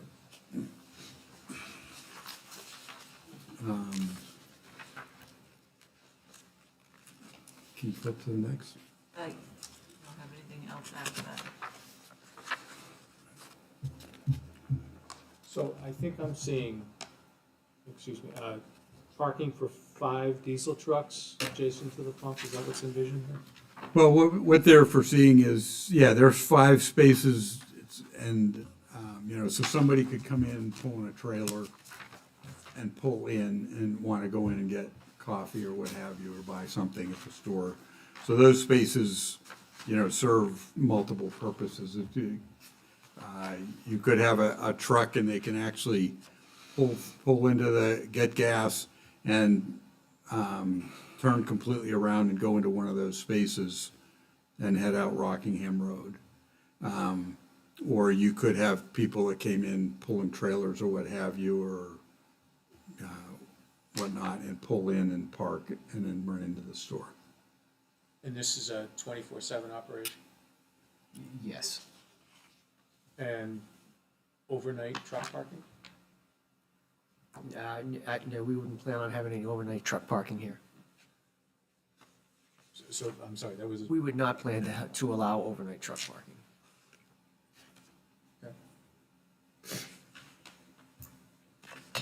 So if you look at the packet that I provided, the first page is the site plan, the second page is a kind of a close-up, on the building itself.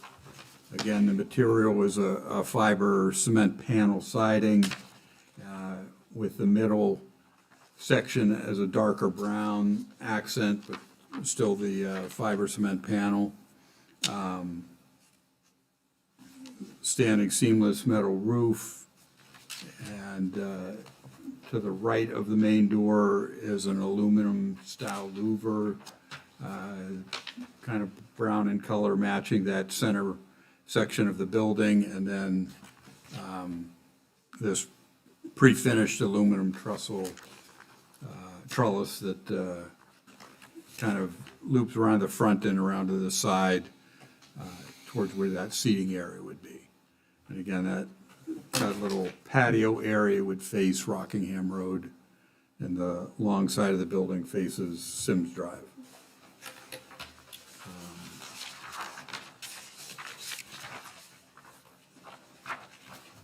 The second view is what had been up previously, and the last view kind of gives you an idea. This looks pretty much exactly what we would have on our site with the diesel pumps slid to that far side. Rockingham Road would be on the right-hand side of that, kind of where the lawn area is shown. It would be our landscaping, and then Rockingham Road, the drive-through would be visible from that end of the property.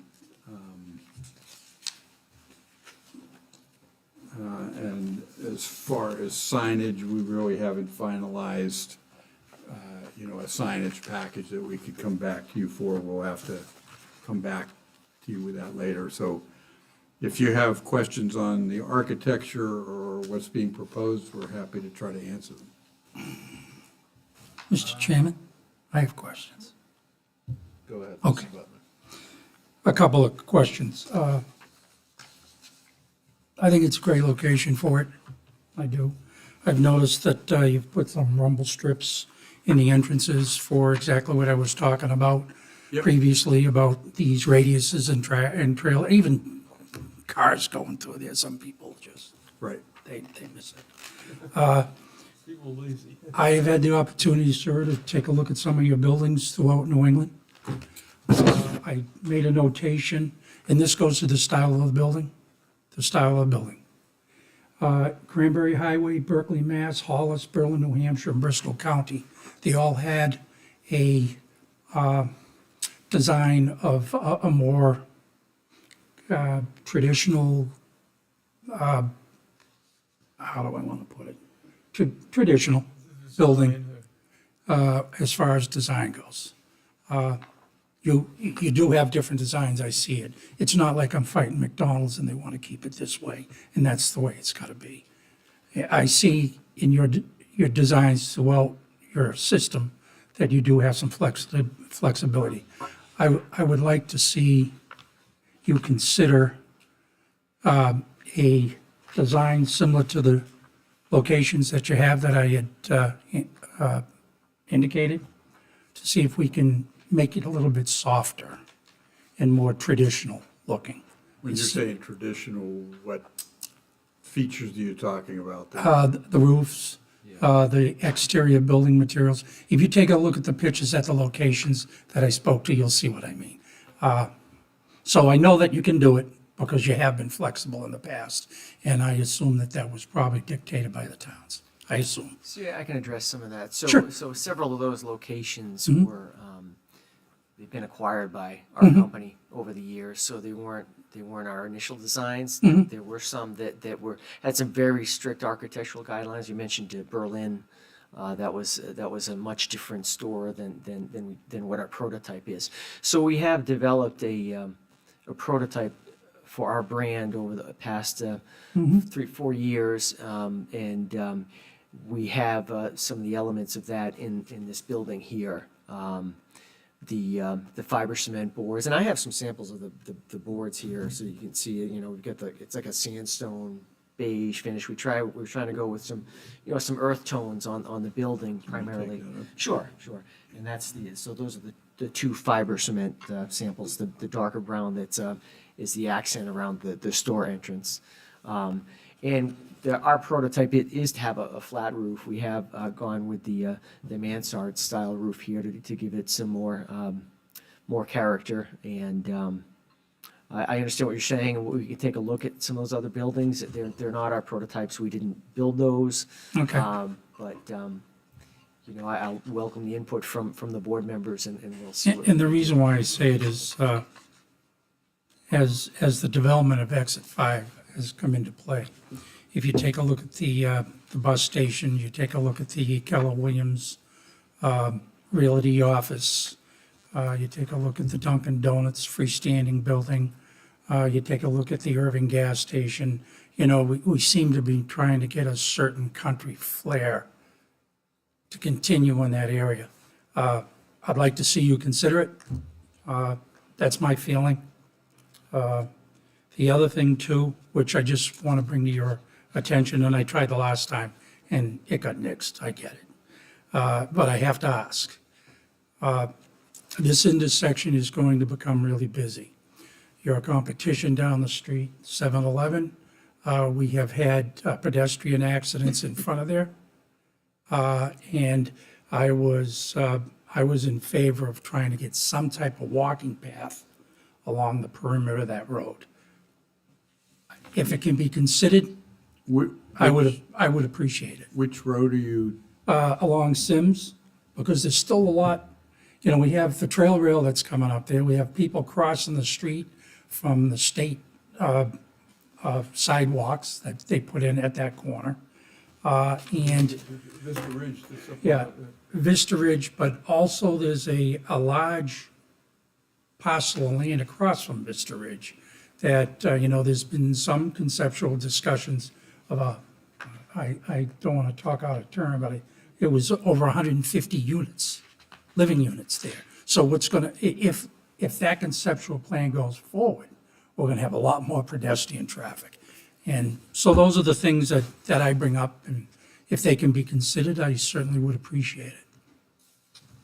I think Jim has some good points, because the type of building we're looking for is really something in the way the bus station is, the traditional design and everything.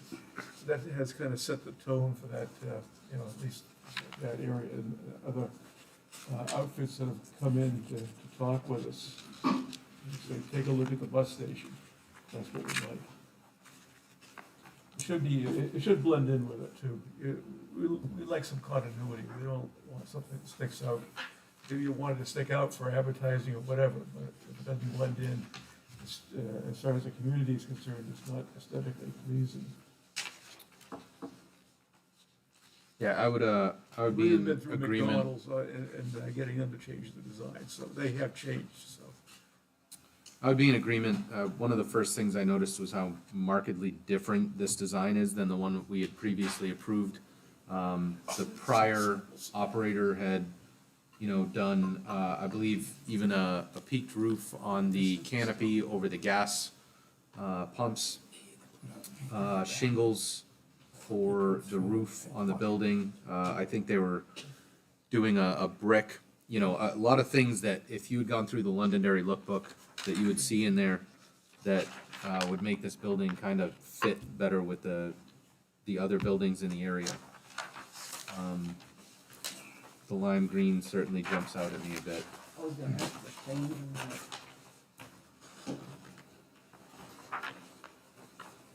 Any other questions or? John? I appreciate, thank you, the narrowing of the profile of the building facing out on Rockingham Road. But if you think about it, you know, previously we had a bank or something that was supposed to go in the end, and now we'll have several rows of diesel trucks.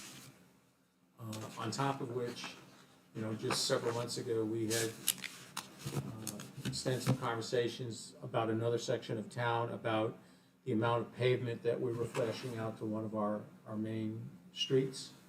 And in this vision anyways, I think we're showing a lot more pavement. So I guess my question would be, what are the possibilities, or what are your ideas to screen that diesel section from view on Rockingham Road? Is there a possibility to consider putting in either fencing or some kind of vegetative screen so that won't lead to us getting a lot of comments from people coming down Rockingham Road? Yeah, I mean, we can go back, if you look, we do have a fair amount of landscaping along Rockingham Road on that landscape drawing. And we can look to see if we change out some of the deciduous trees for, you know, evergreen. But we can go back and discuss, you know, that landscaping and see if there's something that can improve screening that area. Or maybe a landscaped island alongside the parking spots for the trucks there? So I had planned to take a better look at that with a truck turning template. We have a hatched out striped area towards the front that I think we could fit some landscaping into. So we were planning to address that, yes. But I agree, we could put a, you know, a thicker buffer out along the roadway too, to shield off that diesel canopy. We certainly would like, you know, to showcase our building somewhat, but you know, yeah, we don't need to be showcasing the trucks. I guess what I'm suggesting is feature the building, not the parking lot. Yes, agree. I would imagine that may be dictated to a certain extent on the sightline. The landscaping, making sure that there's no obstruction to the sightline. We have to be careful where we Yeah, place that's what I it so thought, that, yeah. I understand that. Right. Understood. But we're on the right section of the curve, Yeah. you know, so that we should be able to get a fair amount of landscaping in there. Okay.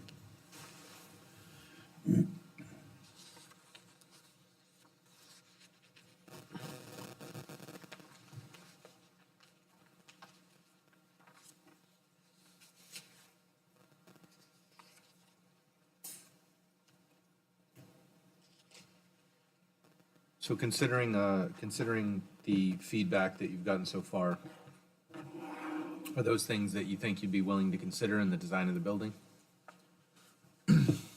Yes, we'll take a closer look at the previously approved building and also the bus station and the other facilities that you had noted to us. Okay.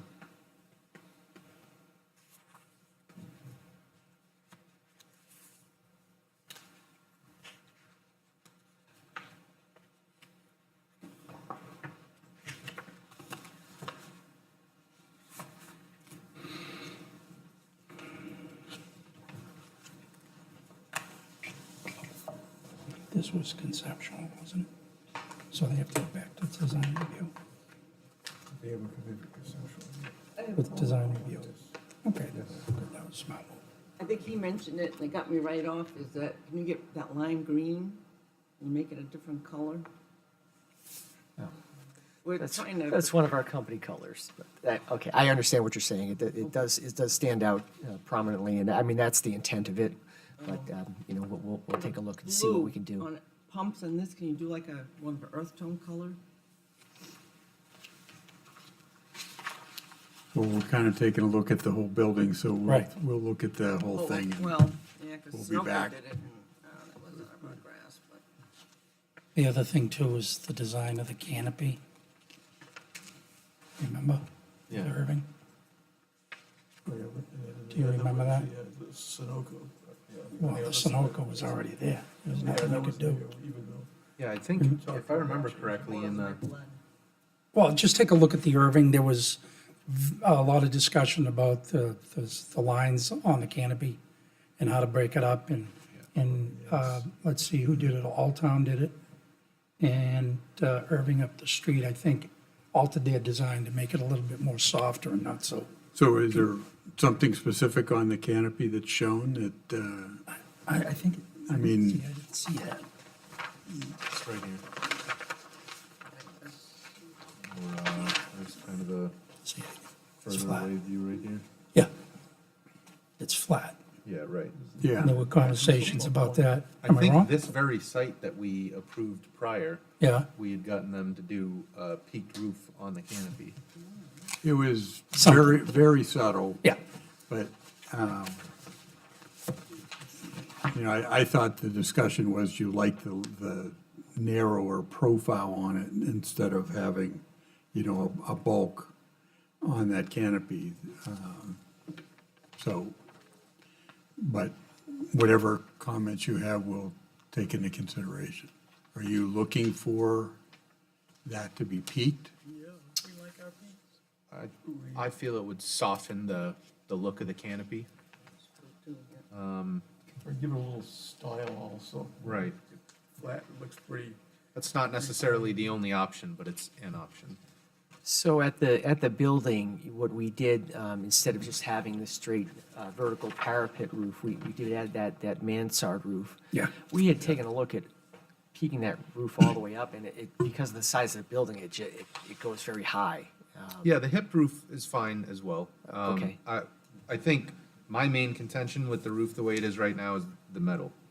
If it was like a architectural shingle or something, it'd kind of make it look more like surrounding buildings. That's, Well, they're gonna take a look at the overall design. yeah, right, right.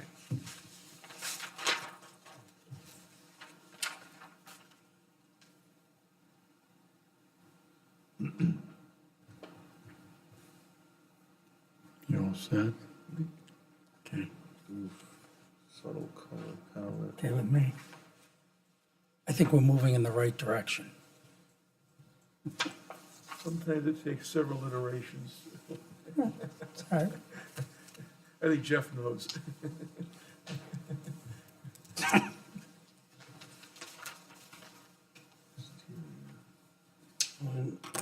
On drawing A205, you show on the bottom of the page canopy, it's got notations on there of illuminated logo, I understand. LED strip light at top of the fascia. And then canopy integrated LED strip lighting, color matching Pantone 376. What is that? What part is that being illuminated? As far as, is it that wide band? So on the canopy, what our prototype is, along the top of the canopy on the blue section, there's what we call an eyebrow light, and it just illuminates down, gives a little wall wash lighting along the blue section. And then there was again, our prototype, we would put in the green band, the small green band that runs down the center line is illuminated, and I can provide pictures of what that looks like at another site of ours. That neon. I don't know, do we allow neon? Okay, thank you. Oh, we're talking about the canopy. I don't know. I'm sure you'll question it in the design review if that's the case. Yeah. See what I'm saying, right here? No, give me the bigger one. This guy. Yeah, right on in there. I'm not sure. The design of the canopy now, is there, it looks like there's a lime green in the middle of the blue and the white. Is there lighting in there? Is it lit? That's our prototype, yes, and obviously we're here to get the board's input, and I already heard even the non-illuminated green wasn't popular with with the board so far. So Is that, what was the idea for the lighting in there? Was that gonna be LED or is it neon? it's LED. It has a lens, so it's muted by the lens. It looks uniform. Okay, just curious. Well, the only reason why I say that is I'm not sure if we, Laura, do we allow neon light? Neon? All right, I don't want you to keep pushing ahead with neon if you're gonna get to them and they saw it. No, there's no neon lighting on the site. Everything's LEDs nowadays. LEDs, yeah. But as long as it doesn't look like neon, If we nothing flashy. stick with something like this, we'll provide night views of that, pictures from other sites so you could see what it looks like. Sure. But we'll consider, go back and consider your feedback first. Appreciate it. Okay, the notes I've made so far, signage plan needed for approval of any signage. And we'd like you to come back with suggested design modifications, including, shingle roof, subtle color palette, exterior materials. And I just put as a note, review Londonderry lookbook for inspiration. There's lots of stuff in there that kind of will give you a good idea of what we're looking for. Mr. Chairman, could you add a note about the vegetation and/or other screen for the diesel parking lot?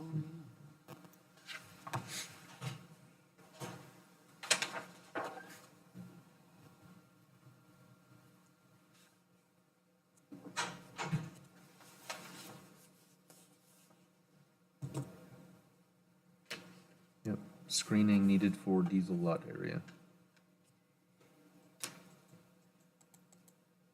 Do you know who the coffee company is? That'll be through the drive-up? No, we're not sure yet. We do run our own coffee service, and we've also been operating. I don't know if you're familiar with the Amato's brand. We are a franchisee for that. It's basically an Italian food, sandwiches and pizzas, and they've got their own branded sauces and dressings and all that. So we run that as our food service at several locations. It's a Maine-based company. We've kind of introduced that down a little south of Maine into several of our stores. We have a lot of co-brand partners that we work with. We have Dunkin' in at a lot of our sites, but I believe we have a competitor nearby, so we wouldn't be able to do that, and some other brands. So not fully decided yet. Curious, yep. The interior, do you see that now more as retail or restaurant in terms of the interior of the store? It's primarily retail. We'd have a food service counter probably off to the left side with very limited seating included. But most of it's retail space. Okay. Any further questions or comments from commissioners? Okay, Okay, well, thank you to the commission for your input, and we'll look forward to seeing you sometime soon. thank you very much. I'll get those samples for you. Okay. I'll call you tomorrow. Okay, thank you. Next application is for design review of a subdivision plan to subdivide one lot into 3 at 106 Wiley Hill Road, map 5, lot 12-1, 106 Wiley Hill Road LLC, owner and applicant.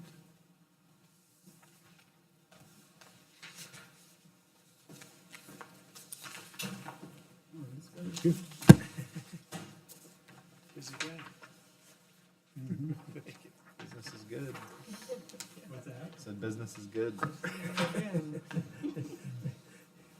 Just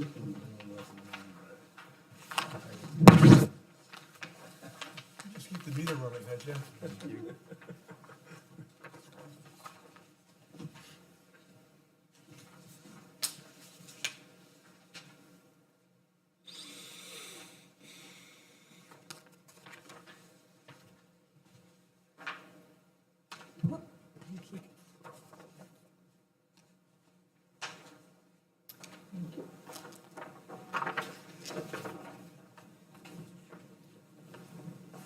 So Jeff Cavan with TF Moran's office. This is a parcel of land that's at 106 Wiley Hill Road. right across from the the existing house is across from the intersection with West Road. Right now, if you're looking at it, it's, one parcel with a house and barn on that far side of the property. There are some wetlands on the adjacent land. We're proposing to subdivide into 3 parcels, so 2 additional house lots. The existing house would remain on 3.67 acres. The middle lot would be 2.9 acres, and then the far right lot would be 5.4 acres. There's anywhere from 247 feet of frontage to the lot to the right is 345 feet of frontage. The second sheet that I gave you is the driveways that we are proposing for those 2 new lots. And a lot of that is placement for adequate sight distance and sight lines. We did look in the field, and so, again, the stone wall, like many, is kind of varies from well-defined to not defined at all, or very few rocks in there. So the intent here would be to, take the portions of the stone wall that are at these 2 new driveways and basically use the rocks to fill in some of the bare spots, adjacent to it on those, on the frontage of those parcels itself. Other than that, there's not a whole lot, I believe, to bring in front of you, but I'll be happy to answer any questions you have. I don't have any questions. Any other questions or comments from commissioners? No, I think at least the stone will be utilized on the property. Yeah, we actually, like, there's on that middle lot where we show it, is really kind of bare in that location, right where we have it. So there's some areas to the right and left of both of these driveways that are a little sparse, and we can replace those rock walls.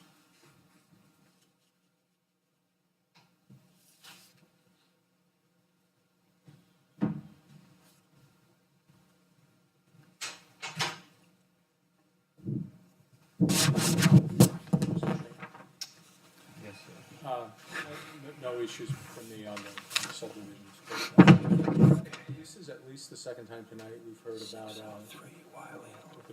hit or miss rock wall with bare spots, or whatever you want to call it. Are we within our prerogative to talk about maybe those walls in addition to replacing what they moved for the driveway? Barns here, that Yeah, barn. barns and stuff there, that stays. Okay, what's this? This is two new lots. You can ask for that. You can make, So ask. this'll stand. Right, Is it 2 building lots? Ask. Yes, yeah. For Most of residential? our rock walls are old, and they need more than just, we're gonna move them from the front of the driveway and put them alongside or on top.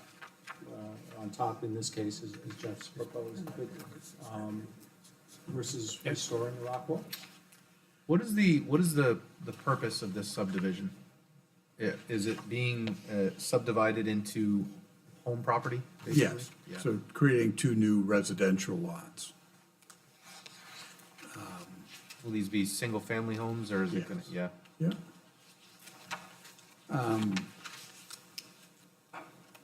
The tough thing with New England rock walls is basically most of them were, a farmer clearing land and piling up rocks adjacent to the right-of-way, and it wasn't a really formal, nice, neat stone wall, right? And from a survey standpoint, I know, our guys don't touch, anything, because that a lot of the definition of a property was a stone wall, or, you go back and look at deeds, it says go to the old oak tree, and then, so, we're very cautious as far as touching it or, changing it a whole lot. So it would, I don't know, it'd be very difficult to say, okay, I'm gonna restore a wall when, it was just a pile of rock, not just saying a pile of rocks, but, it wasn't, it's not a nice formal, here's how we construct it. So, and the only other thing I'd comment on is I'd have to be very cautious with the height of the wall, again, for my sight lines, because specifically the lot we have on the right-hand side, we're on the inside of the curve, so we're, looking back over that wall with our sight lines. So I couldn't build up too much, or else I'd block what's called the all-season sight distance. So you have to have your sight distance plus 2 feet for snow to build up, so you can see over and see an approaching vehicle. I hear you, Jeff. My yard has about a 2-foot, 2.5-foot wall around most of it that I have to restore after every winter, pretty much. So I appreciate the difficulties of doing something formal, but if we don't address the problem of the deteriorating walls, or the fact that they're not as pronounced as maybe they once were, they're not gonna get any better, and I'm just wondering if it's sufficient just to clear or replace stones removed from the front of driveways. And if that maybe should be something we look forward, not only in this particular case, but going forward. I like the idea, I would just question if we're having them, if we start having people restore the walls, where are they gonna get the material? We're gonna be using rocks that are being brought in from somewhere else?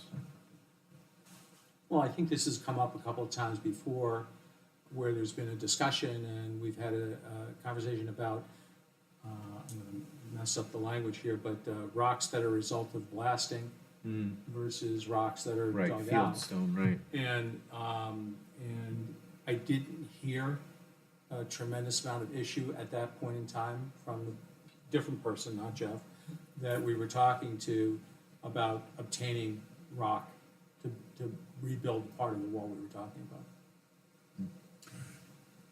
Mr. Chairman, Yes. what condition are those walls along Wiley Hill like now? Like I said, Are they just knocked down? Are they knocked over? No, they vary. So they're, like I said, where the 2 proposed driveways are, there's actually some pretty thin spots in that wall right now. Okay. Where there's not a whole lot of rock there, or there's some gaps in it. Do you think those gaps were caused by someone plowing them over, or do you think it's just time and they're falling over? It's not that they're, falling apart, it's just that they weren't built up, when Okay. they originally laid out or what have you. I think the idea of moving stone is to conform with, the state of New Hampshire's, Yeah. code or requirements. You start building walls along a property line, we have to be very cautious, because you have regulations on what monumentation is necessary for subdivisions. And if I try to put that stone wall, it better be on the property line. We've had some stone walls that are in the town right away. Right, and that's the other piece, That is the town's responsibility. But I know we had, and this probably goes back 20, 25 years, the developer, replaced the wall like it was, the stone wall. And they put a nice, new, perfectly level, even wall. It was not a New England stone wall, so that's why we have the specific regulations in our, both our site plan and subdivision plans on how to, really construct a wall. Because your idea of where do you get the stone is an interesting one, because a lot of the wetlands regulations are telling us, okay, you want to, you have swift water coming through a culvert. I don't want you to put blasted trap rock. I don't want angular stone, okay, which is there for the erosion purpose, but they want it rounded, for wildlife purposes. But the question is where do you go out and buy bulk rounded stone, right? I mean, there isn't, you know, there aren't too many places you can buy bulk, say, 8 to 10 or 12-inch diameter rock. You know, so it really is creating an interesting dilemma, because we have to call for the rock for erosion control measures. They're telling us to get rounded stone. It's just not, you know, what do you do, walk around the woods and pull stone out of the ground or off the ground? Because that's where you would find it. So it's not a easy resource to grab. Things are becoming more rare now, because we've had an instance, I think I remember down on Mill Street, there was parts of a stone wall, they were stealing the rocks. Yeah. Because some sort of, Yeah, my son wandered through our couple acres and would haul rock up and build some nice walls. But, yeah, he had time on his hands when he did it. I was gonna say, he might be your resource. Well, if not really actually seeing the condition of the walls that we're talking about, I know from experience, sometimes those walls sometimes fall over, and the rocks are actually there. They've just fallen over now over a period of time. They're buried. And sometimes if you just pull it back and you clean it up, yet the rock's there and just pile it back up. I don't know what the condition is, so I can't, you know, you can't take the rock out of the wetland. No way. I'm not allowed to do that I either. know, I was gonna say, I'm looking at these walls and I'm like, they're in wetland. Come on. I know we had, up on the north end of Harvey Road, there's a wall, but it's set down. And then, once we took a close look at it, that wall was actually holding up Harvey Road. So you take the wall down, there goes the road. Yeah. And then actually that wall was on town, you know, the town right. Town right away. Parts of it were, so. Yeah. But it's still there, so.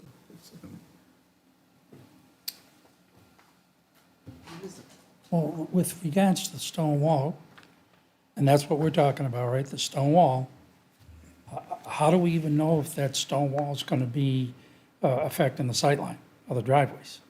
So We've- until we really know that, We've looked at the sight lines on it. you have, Yes. okay. Yeah. So the walls have to be moved? Well, where we're basically bringing the two driveways in. So You're gonna bring the driveways All we're recommending is to where we do have to break the wall for the driveway, take those stones and fill in adjacent to it, you know, to enhance the walls that are there. I think that's reasonable. Yeah, I think that's reasonable. Like Mr. Steer did. Yeah, exactly. yeah, right. I feel like it would be a tough thing to ask to restore a wall with it. You don't know if the rock's there, and you don't know what condition the wall was in to begin with. You know what a perfect example of that is? If you go to the south side of the common along 28, there's like a wall there. If you pull all the debris on the bottom of that wall back, there's stone there that, I mean, there's a lot of stone there, just fallen over, and over a period of time, it's just got covered up. But I bet you if I exposed it, plenty of stone for those walls. Plenty. I know, the wall that goes along. Yeah, do you understand what I'm talking about? Marilyn Ham talked about that, and she said heritage is under us, but she said both, someone on each side of the. I know, I know. So I think what the request is very reasonable. Do we have anyone who would be capable of looking for what Jim is talking about, walking that wall and looking to see if, in fact, it could be restored from materials that are already there? And let me just say up front, not me. The one that, like, he was walking along Mammoth? No, yeah, well, for this property. Oh, For this right, property. well.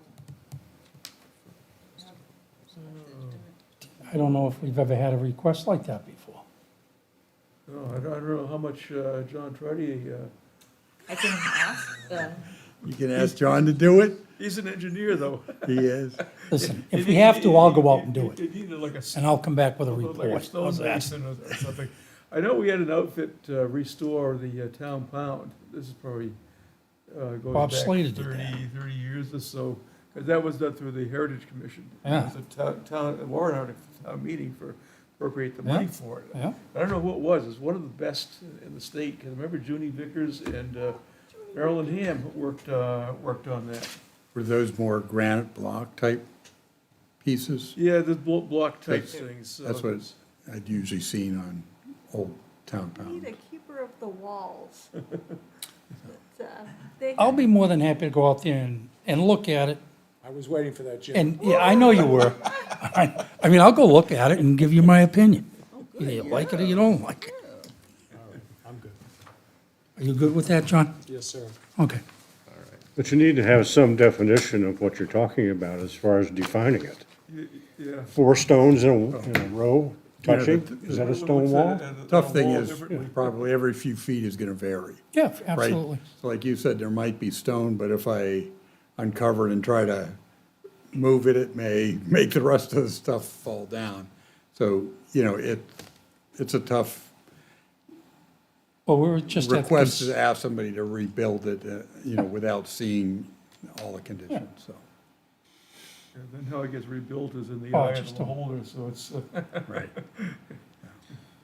All right, so the only thing I have for this is on the stone walls, just use any disturbed stone wall material to fill in any existing bare spots in the Yeah. rock wall. Okay. All right, without any other questions or comments, I'll accept as submitted. Yeah. All right, that is Thank you, it sir. for our applications for design review. Thank you very much. Thank you. Staff reports, we have an application for a conditional use permit per Londonderry zoning ordinance section 6.3.11C and use table 4.1.2 to allow a multifamily residential use in Route 28 Performance Overlay District, 215 Rockingham Road, map 15, lot 23-2, Route 28 POD and 217 Rockingham Road, map 15, lot 22-1, Route 28 POD, V&W Investment Group LLC, owner and applicant. Thank you. So this is more of an informational item for you at this point. It's just for a conditional use permit to allow the use, and they are looking to have a 3-story building with 16 residential units. So right now, they're just submitting the conditional use permit, and if that is granted, they will submit a design review package and then be in front of you for that. So I just wanted to let the commission know that that's perking around, and it will eventually come to you once a design review application is submitted.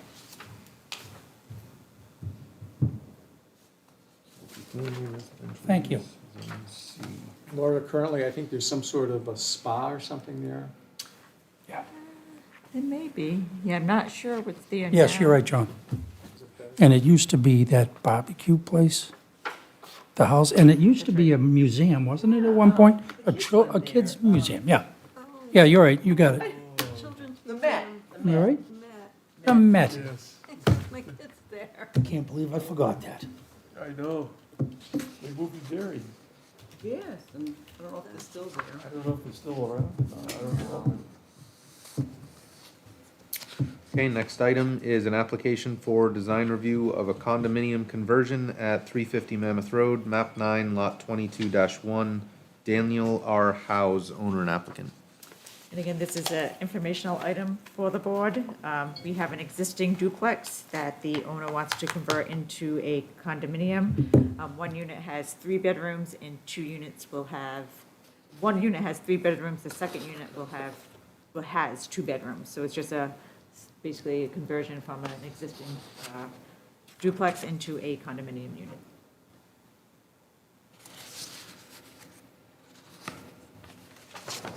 Okay. All right, moving on to other business. We have Town Common and Kent Allen Forest tree replacement poles with a note that says Stephen Lee and benches. Okay. Yeah, Steve had approached, or emailed me, because with the two pines that were taken down, Mm-hmm. the two pines were a perfect area for stretching the banner for the concerts on the common. So without the two trees there, the question is, where's the banner? So Steve can give us some Well, details yeah, on I it. didn't really come for anything other than a conversation, frankly. I don't have any plans or anything like that. But we were just, I was, actually, this was. Start by introducing yourself, I'm please. sorry, my name's Stephen Lee. I'm with the Londonderry Arts Council, and I help produce the Common. And this actually started with Serge Borlier, the music director over at the high school, because he texted me and said, hey, did you notice those trees are down? Which, yeah, we already knew that, but, you know, how are you going to hang your banner? And he said that he was thinking of hanging a banner too there for some music event or something like that. And so we just started thinking that, hey, you know, maybe if we put up poles there, we could replace what we used the trees for at the time. And then other groups could use the poles for banners, you know, year-round or something like that. That was really kind of the gist of it. We're just thinking, really just something, some poles that I guess would be similar to short flag poles, and have a base with some type of landscaping around it. That was really the thought. Weren't we talking about putting more trees back where those trees were? That was, Yes. that was some of the I think discussion, we yeah. went with one tree because of the cost. And if, we don't really have a budget for it, so I think it's gone to the town manager to, We're given a number for Yeah, that, so we're given a we do number. have a budget for that. And I don't know if you want to get into that now, if you want to finish with this gentleman? I think it's probably pertinent to the conversation we're having, right? Just because if we're putting trees back there, then maybe not so much need for the poles. It was my understanding after the last meeting that the commission wanted the one tree. And that's when Jake Butler was here and he gave his presentation, one tree. So I did have conversations with the town manager, so we were giving a budget of $7,000 to plant the tree and for maintenance and any other type of work that would go with it. So I've been instructed to get 3 bids from different landscapers for the planting of and maintenance of that one tree. Okay. One of the problems I think that they're faced with is finding a supplier that has a tree that's big enough that'll satisfy what we want, our intent. So it may take a little longer than we think. So to be we're honest we're with you. planning on putting an adult tree in that spot. Well, That's- yeah, not I a think the little, target was 15 foot. yeah, I initially. believe so, John. Yeah. And, Yeah. and I think part of the feedback from Jake was that even the 2 trees we had previously were probably too close for where they ultimately grow. And would have defeated your purpose, Steve, if we spread those out the distance they were talking Right, about yeah. spreading them out, so. And 7,000 would include the annual maintenance for a couple of years that we Once had I get talked the about too. bids and the quotes, then we can determine from there. so if we go and decide another tree, that would be another 7,000, But we would need to get permission from the Yeah. town Yeah, manager yeah, to we'd expend have to- more money. yeah. which, What was after presented the to him first one, was we might say no. No, I don't think he's gonna say yes to that. 14 grand for 2 trees on town common. Well, okay, so if that's the case and we're having a hard time, this is what I'm hearing, having a hard time finding a tree that's mature enough that would satisfy our needs, you know, do we look at putting some temporary poles out that are decorative, that are gonna look pleasing to everyone in town? That's all sacred ground, you know? Yeah. So we gotta be very careful on what we do. And I understand, I've seen there's always been banners up there.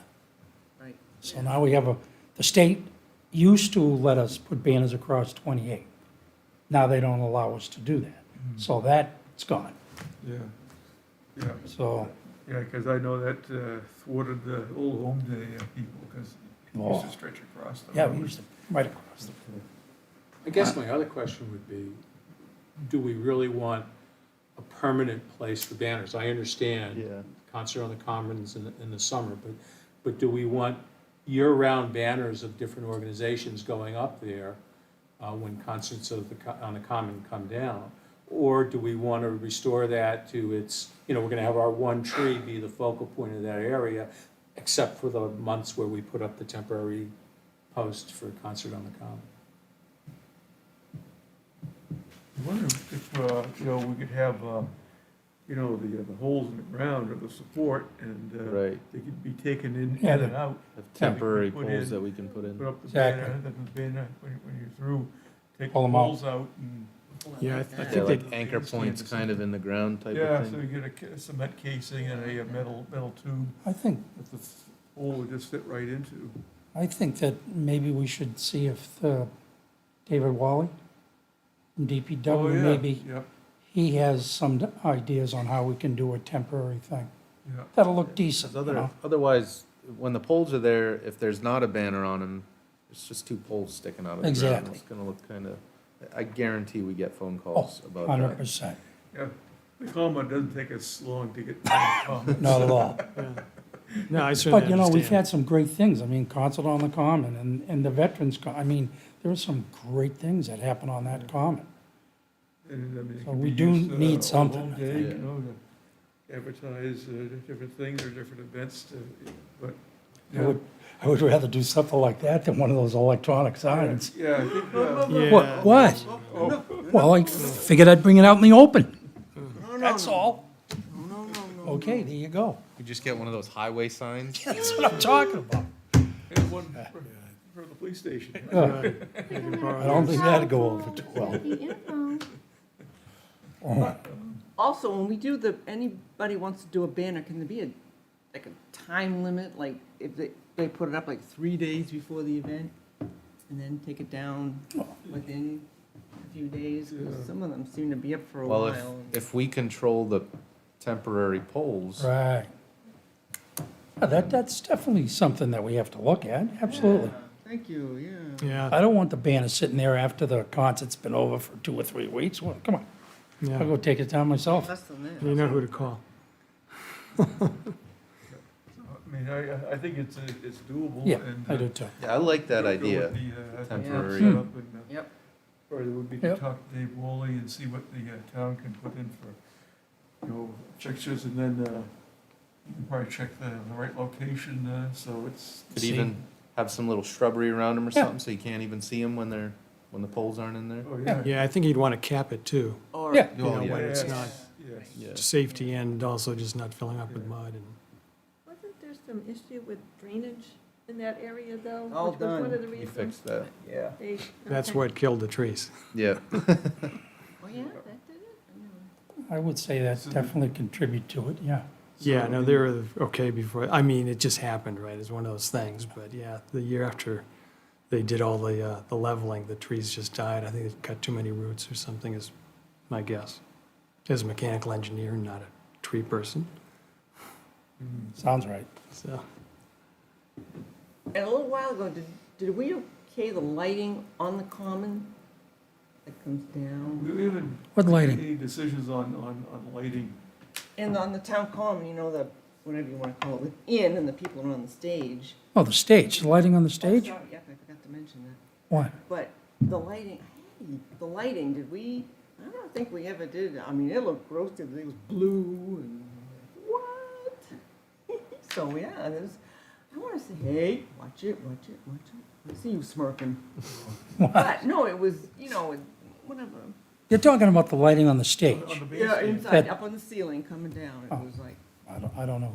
where- Yeah, I was involved in putting that up, Oh, okay, there you go. so, Hey, yeah, we had like. Hey, blame him.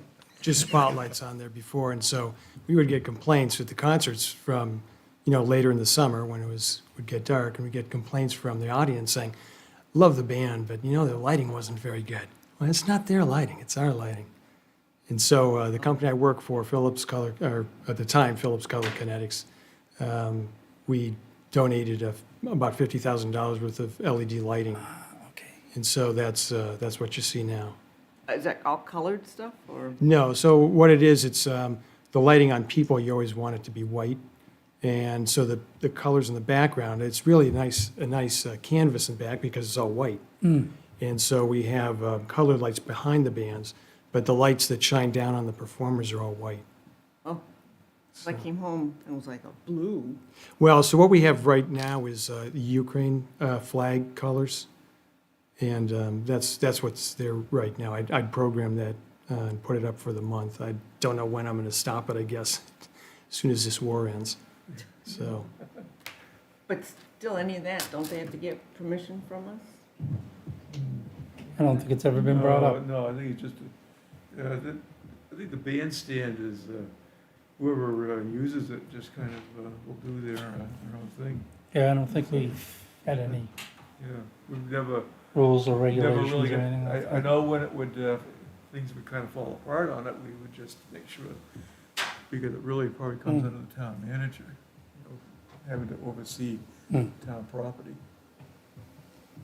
I mean, the ultimate responsibility is the town manager because it's town property. So. But I think it's changes that go on. I don't think lighting, I mean, to me, the lighting, a lot of it is safety also. yeah, I mean, typically I don't have those lights on.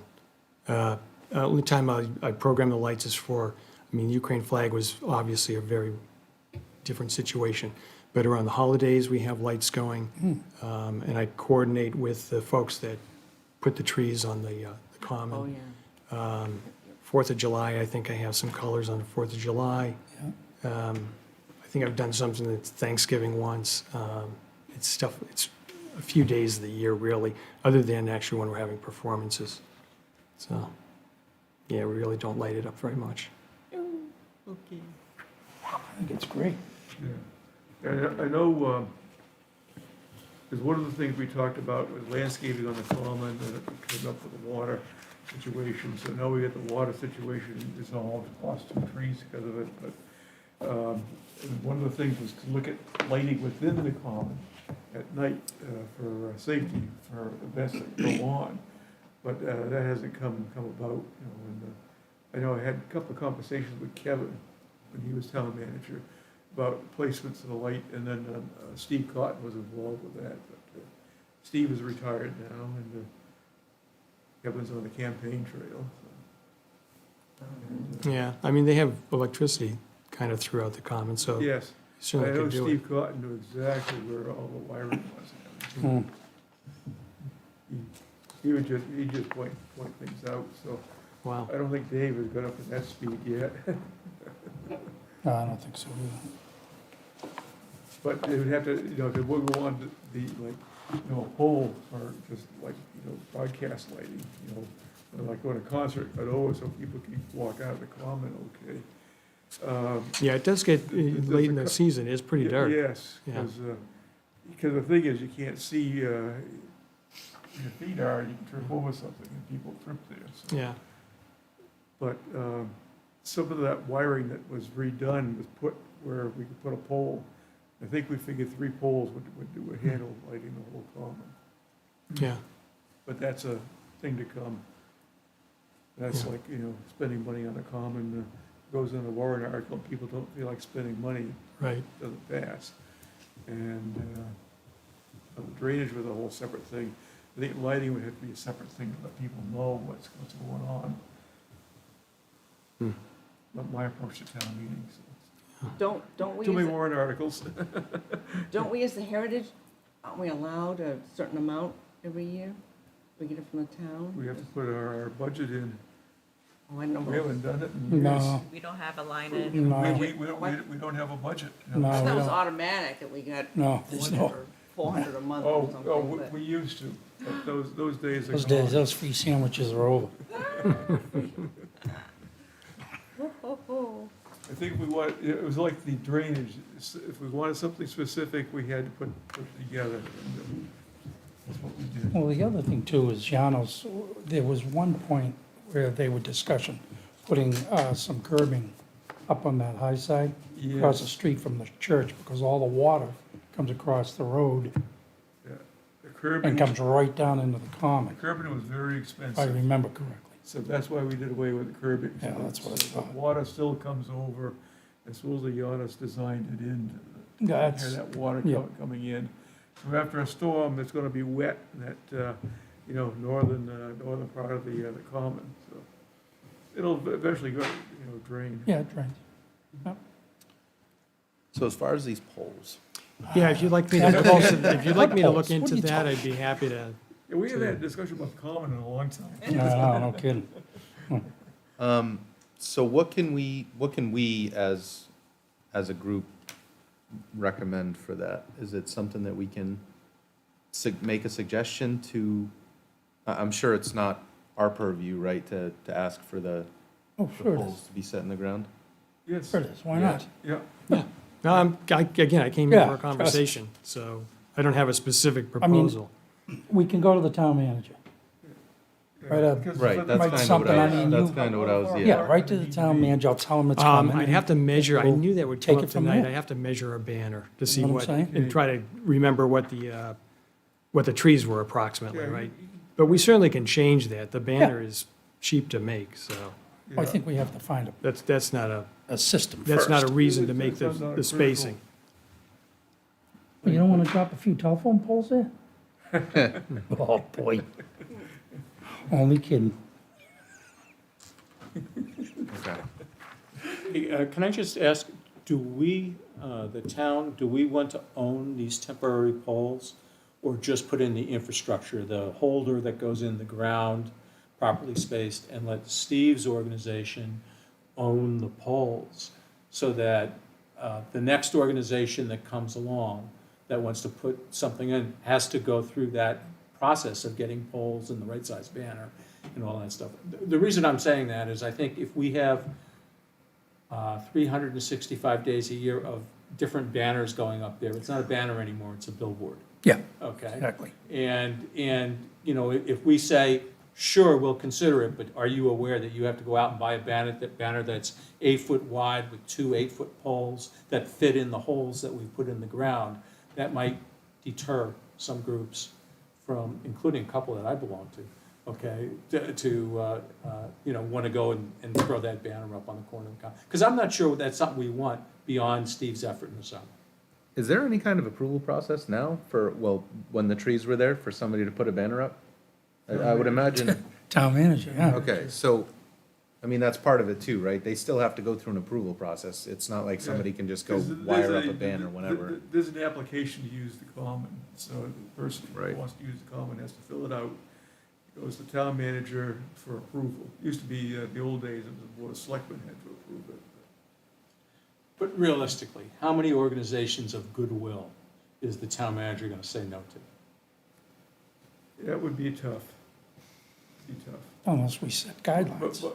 But I think, you know, like Steve has the banner and everything, if you just had the two poles, and we'll provide the infrastructure, you know, the casings and the, you know, the receptacle to put the poles into, is that workable for you?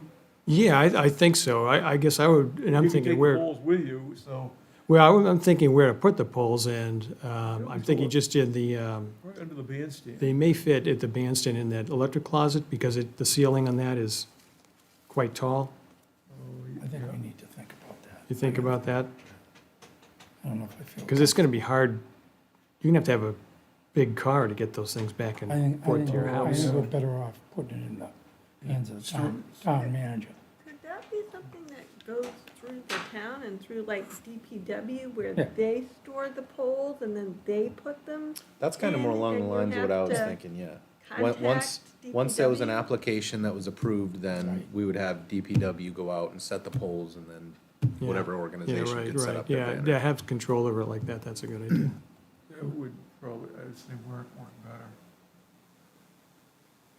But I didn't want to turn it into, you know, a billboard, you know? It's- Right. Guys, I tell you what, if they stay in our hands and you rely on somebody that relies on the goodwill of the people, then we're gonna have a billboard up there I mean, I have 2 organizations I'm in right now, I'm thinking I got 3 weeks I can put it up for Beautify Londonderry, and then Solid Waste does household hazardous waste twice a year. We'll wallpaper the place with our signs. Well, probably only should be for a specific event. Event occurring on the town common. Yeah, events on the common. Yep. You can only go up, I think what Sue said, like 3 That might days be a way to before, or even 5 days before to get it. Somewhat Right. construction, yeah. Yeah. Well, this is Good- good, this is healthy Good conversation, yeah. Yeah. We can include kind of some of those We need to think about it. ideas in the letter to the town manager and say, you know, this is what we discussed. Well, let's look at the past. What banners have gone up there? Honestly, the only one I'm aware of is ours. Just, you know, I mean, there haven't been very Have many you of ever them. seen any others? Because I screwed with permission. I screwed the eye hooks into the trees. You killed the trees. I did. That's what did it. That's what killed the trees. Yeah. Put a little poison on them, I screwed them right in, and that was it. God bless you. Yeah. But I don't recall seeing any other, Once I see Uh, other he- concerts on the common. yeah, I think it was just a Concerts in Yeah. the Common thing. And then maybe something on Old Homes Old Day, Home that Day, was yeah, I it. was gonna say Old Home Yeah. Day, maybe. I mean, they could be used for old. Yeah, maybe they But did. that's actually not a bad limitation. Only events that actually take place on the. On the Common. That's not terrible. That gives everybody Period. an out, no Yeah. matter how worthy your organization is. Yeah. Unless you're willing to put on a full event just to put up your banner, then, It's gonna be an event Yeah, you're out. that yeah, right. You're out. the public is invited to. Yeah. So it can't be for a private Public, organization. public doing events something on the like common, there you public go, I event. like that. a public It's event. open to the taxpayers. Right. So that we can pay DPW to bring the poles out. Exactly.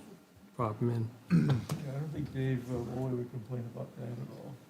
Well, I think Dave and actually Mike were talking about it a couple of weeks ago, to be honest with you. I know they were talking about the tree. You know, Dave seems to be pretty, Oh, he's on the ball. taking care of the Ken Allen forest. Oh, yeah. All right, I think we've had some good discussion, unless, Yeah, too. anybody has any more commentary on this topic, I'd like to move on. Thank you very much. I didn't, is there an action step? So, we had said we're gonna write a letter to, yeah, we're gonna write a letter Right. to the The town town manager. manager. And, We'll be watching it closely. okay, and we'll talk about getting the poles set in the ground, or the pole anchors, excuse me, set in the ground, as well as, you know, the idea of the poles being Yeah. transported by DPW. Yeah, we have a chain of command here. I don't want to jump in. So Steve, from you, I think at some point we need the measurements on the banner. Yeah, right, absolutely. I can email those to you guys. Yeah, the question is, what size banner is another thing. Right, Okay. What size Well, banner are we gonna allow? yeah, that's true. The size that he has, that's. I like that, I'll John. look at it and see if, I mean, I think the size of it, it just seemed to make sense. Yeah, I get that. It So. wasn't we can- overpowering. It was comfortable. It was comfortable. Yeah, yeah, exactly. It wasn't gigantic. It wasn't a No. tiny, you could kind of see it, so. All right. No, thank you very much. I appreciate everyone's time. Thanks. Thank You're you. welcome. Steve, thank you. My wife Betsy loves to boogie on the common on a Wednesday night. so- Oh, Yeah, it's a good time. glad to have you. It's true, too. Okay, final piece of other business is a rail trail discussion. Before we go to that, just one last comment, and I did put benches for discussion. We have been receiving requests for memorial benches. I know we ruled it out for the forest, but now people have been asking for the town common.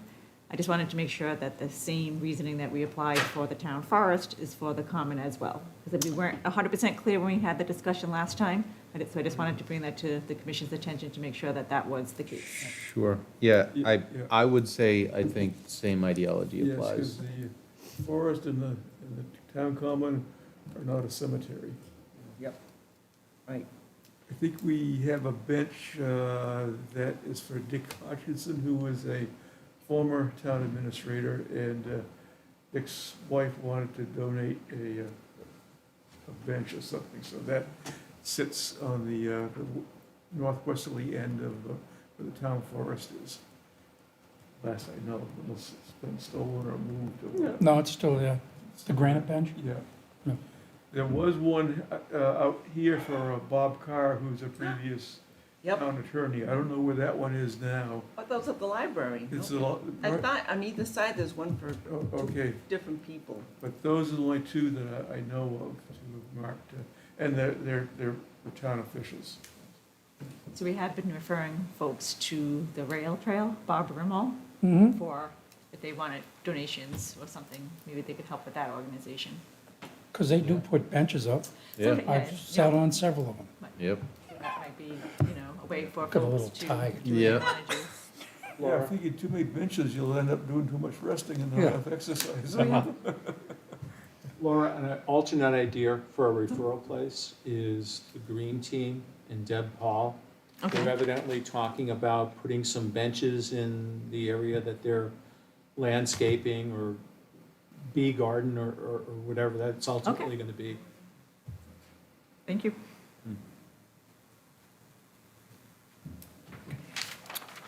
Okay, now moving on to the rail trail. Yeah, so we received a letter from Hoyle Tanner just asking for input from pretty much every department in town, just to weigh in if we had any concerns about artifacts or things that are of historical significance along the Phase 6 multi-use path, which is connecting right near the airport, going up along the fence, down Kelly Ave, and connecting, you know, into Manchester, which I have up here. We did get the 106 report back, and there was nothing of historical value that they found, but I just wanted to pass this to the board to see if there was anything that they wanted me to give to Colleen, who's going to compile all the comments from all the town departments and send off if you have any type of concerns. The only thing that I know of is I was mistaken, I thought it was something to do with Lithia Spring, but it's actually Cohas Spring Water Company. It existed up at the airport. Well, it was there before there was an airport, because I think it was 1909, the facility was built and everything, because the spring's in that area. So the bottling and everything, and then there was a carbonation plant. I get pictures. You probably get these pictures too, Ian.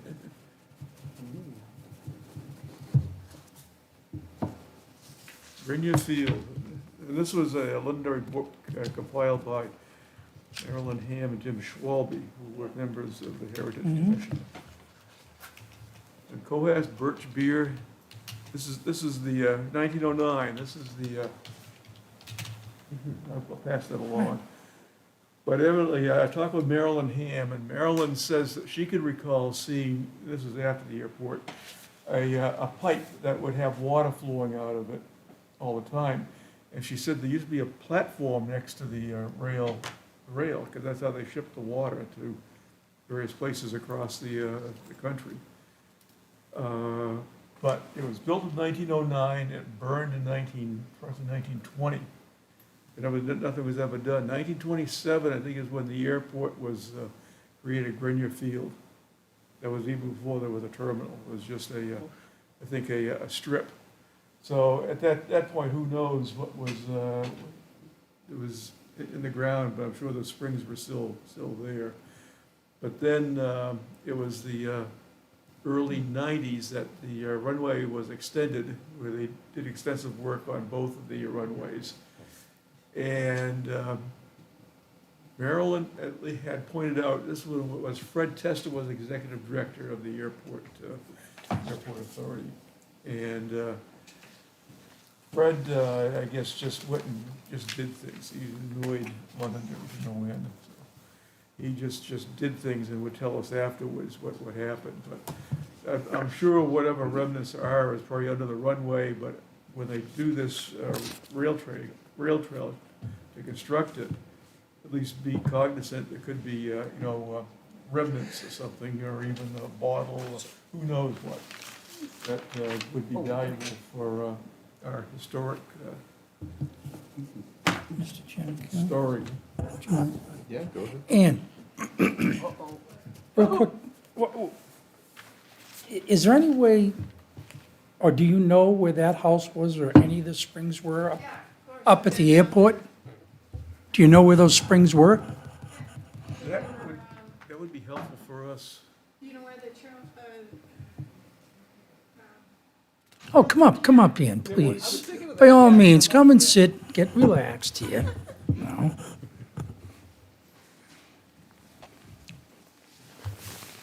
Do I have to say my name and address? Yes, please, ma'am. Ann Champa, 28 Wedgewood Drive. Remember Milton Cat came to town a number of years ago.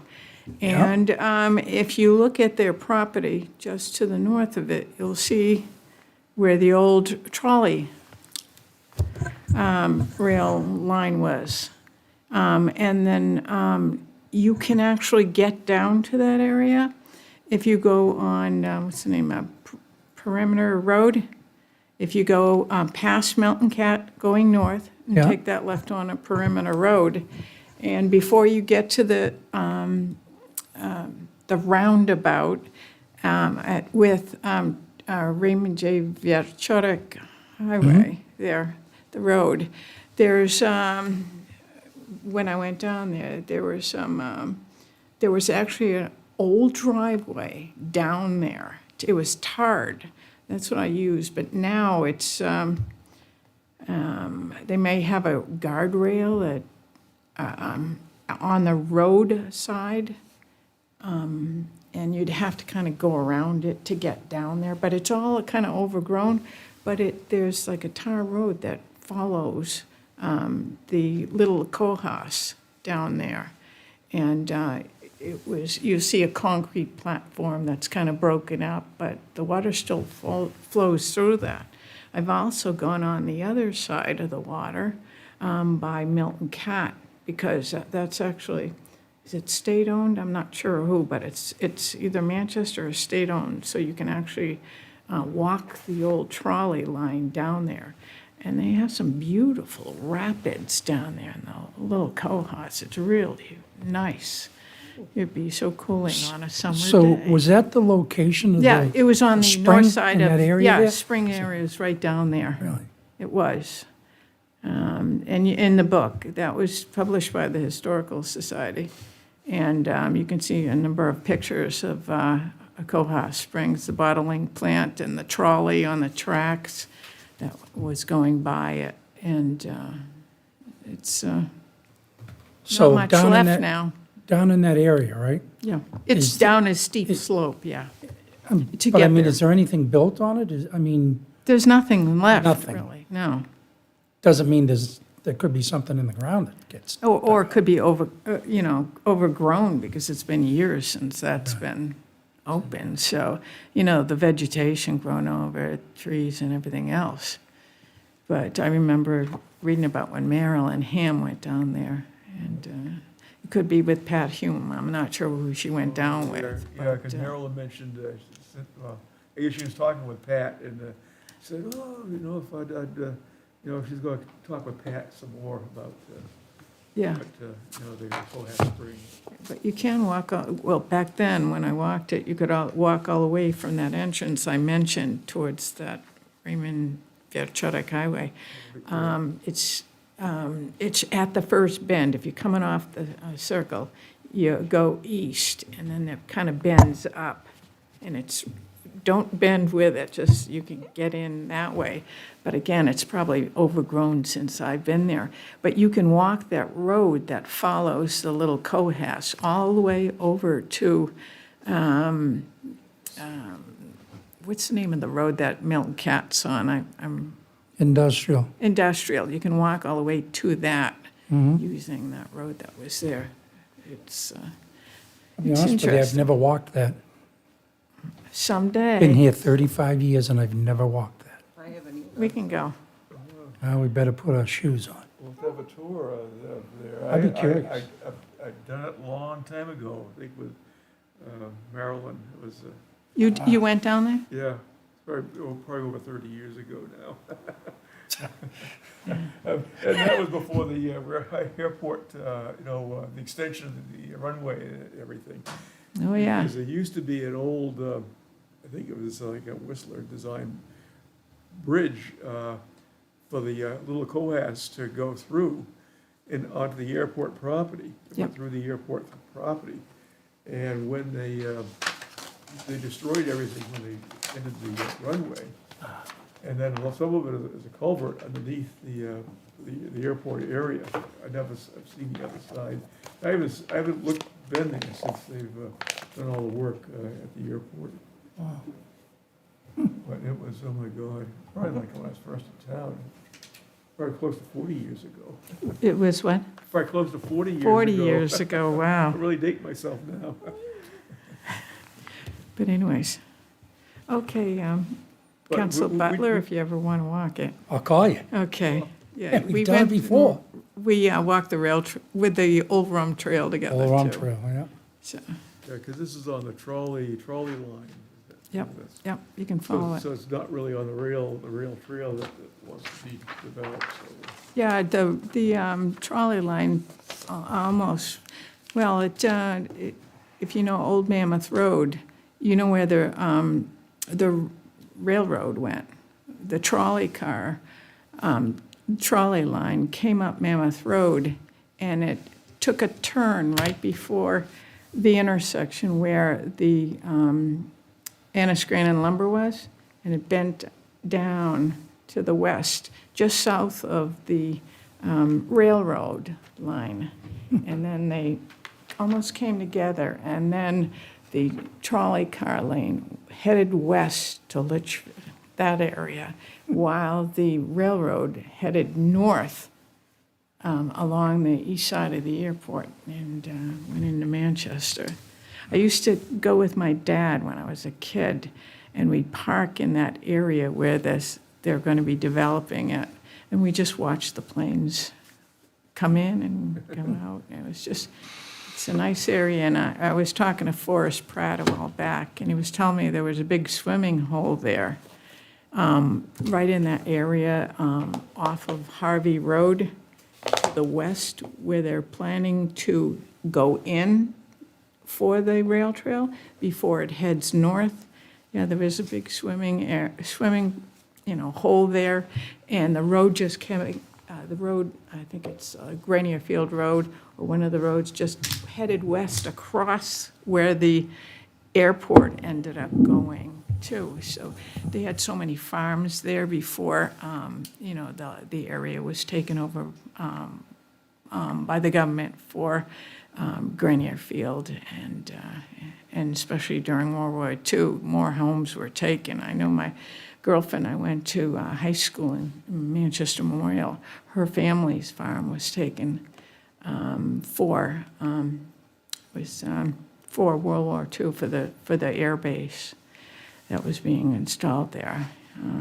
It was the old Smith farm off Skim Milk Road, which is now Harvey Road. And it was up on the hill on the right on Hoffa Harvey.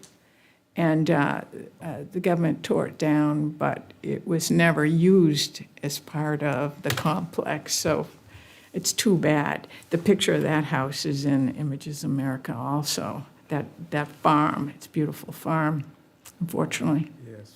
Her father was Ernest Smith, and he was an engineer, and he helped with the plans for the design airport, yeah. Can you call it an airport? The field for World War II. And then he had his home taken away. It was his family's home, and he had just got married a number of years before, and they only stayed there maybe a couple to 10 years when the government came to take it away, and they had to find another house. But they did find a nice one in the village, and they stayed there, anyways. Ernie had some stories on the airport, the construction, I guess the runway construction. Oh, I'm sure. Yeah, because then I guess the farm was long gone and everything, because he lived up in the village. Who? Ernie Smith. Yeah. She was. I'm Jane Smith. His daughter was my a good friend of mine in high school. Yeah. So, but anyways, I got off track, but it's a interesting area up there. One of my on my wife's father's side of the family, I guess one of the relatives was a pilot. He was a captain, flew B-17s out of Grenier Field. He lived in Vermont, but I guess a couple of times he would, on the way overseas, he would kind of buzz Chelsea, Vermont, where all the relatives lived, and then head, I guess it was refueling Gander, Newfoundland, and head over, drop the bombs over Germany, then come back here. I guess they'd refuel in Ireland, I guess from Gander, Newfoundland, someplace in Ireland. Yeah, And then- also Iceland. They probably had multiple routes if they Yeah. did, but. Newfoundland follows what's called a Great Circle route. So they actually, it was, I can't remember the name of the airport, but it was like where all the planes going to Europe would land. Always go into. And apparently you'd see all these famous actors and actresses that would fly. They would just stop in this little airport in Newfoundland that, it was the major refueling route. It's also the airport that features in a musical called Come From Away. I cannot remember the name of the airport. But just because of the route that it follows, it's actually the shortest route, even though it doesn't look like it when you lay the map flat. It goes up over the Arctic Circle, Yeah, right? it curves up and over. Because my father-in-law was a radio operator on the flying boats over the Atlantic. And they would take off from New York and then fly to Gander, refuel, and go over Gander, to. thank you. Yeah, and then it was at Foynes, Ireland. It was before there was Shannon Airport and everything.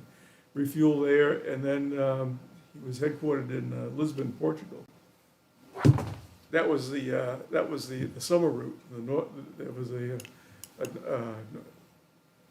northern route was used during the summertime, and the southern route that was used during the wintertime, where they go the other way to get across. And it was actually Charles Lindbergh mapped all those air routes across the Atlantic and across the Pacific.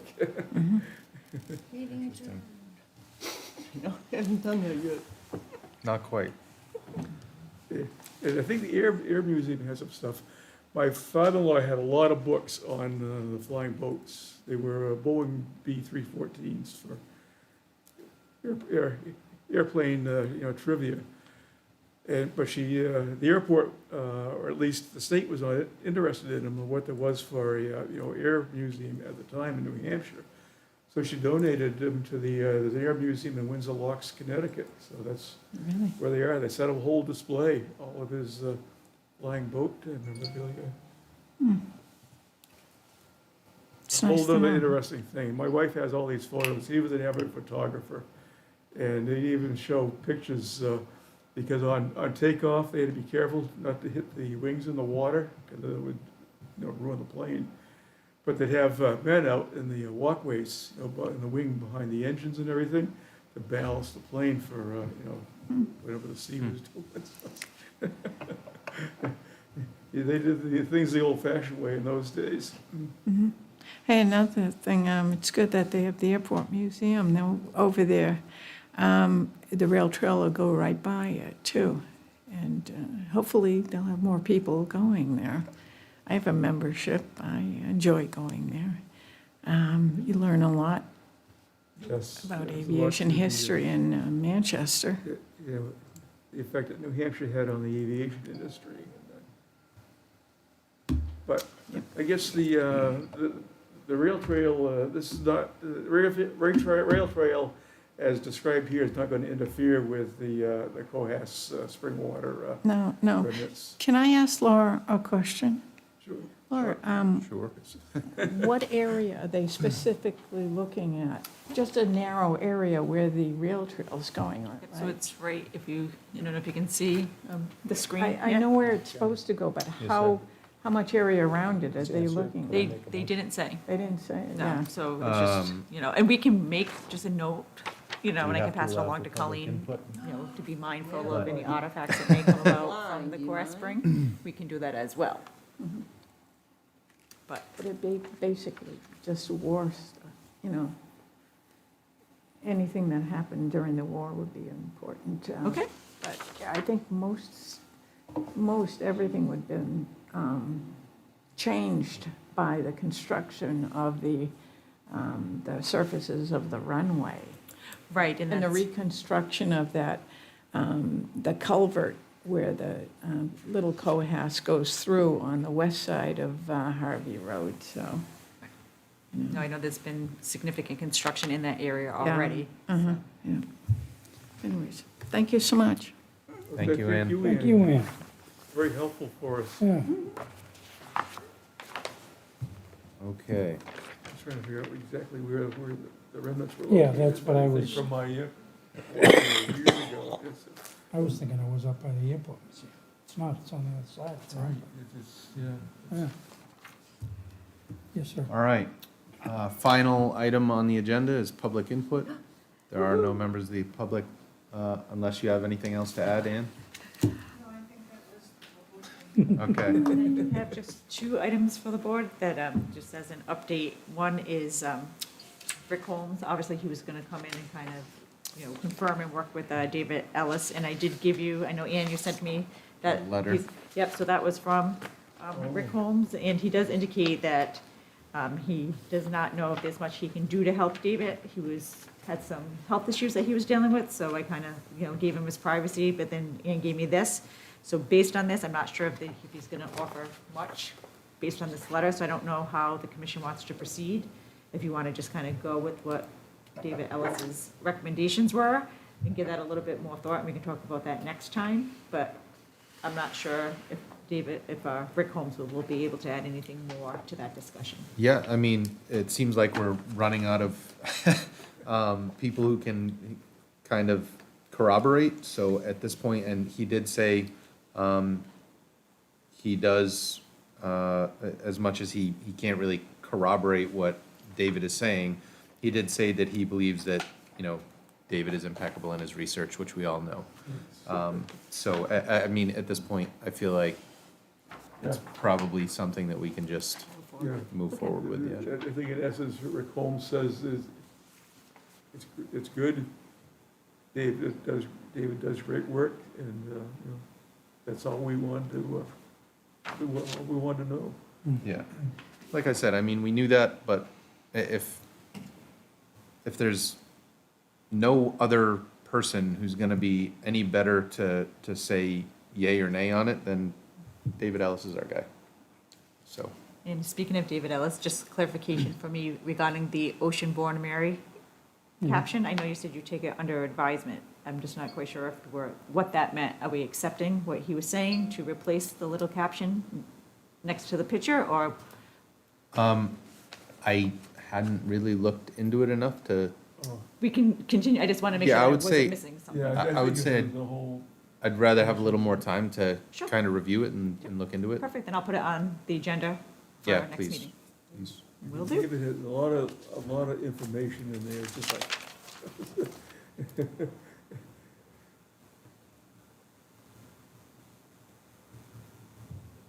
But whatever David Okay. does, it's impeccable, well done, and then some. And with that, Motion to adjourn. anybody? Second. Motion accepted, seconded, all in favor of adjourning this meeting, say aye. Aye. All those opposed, say nay. The ayes have it, meeting.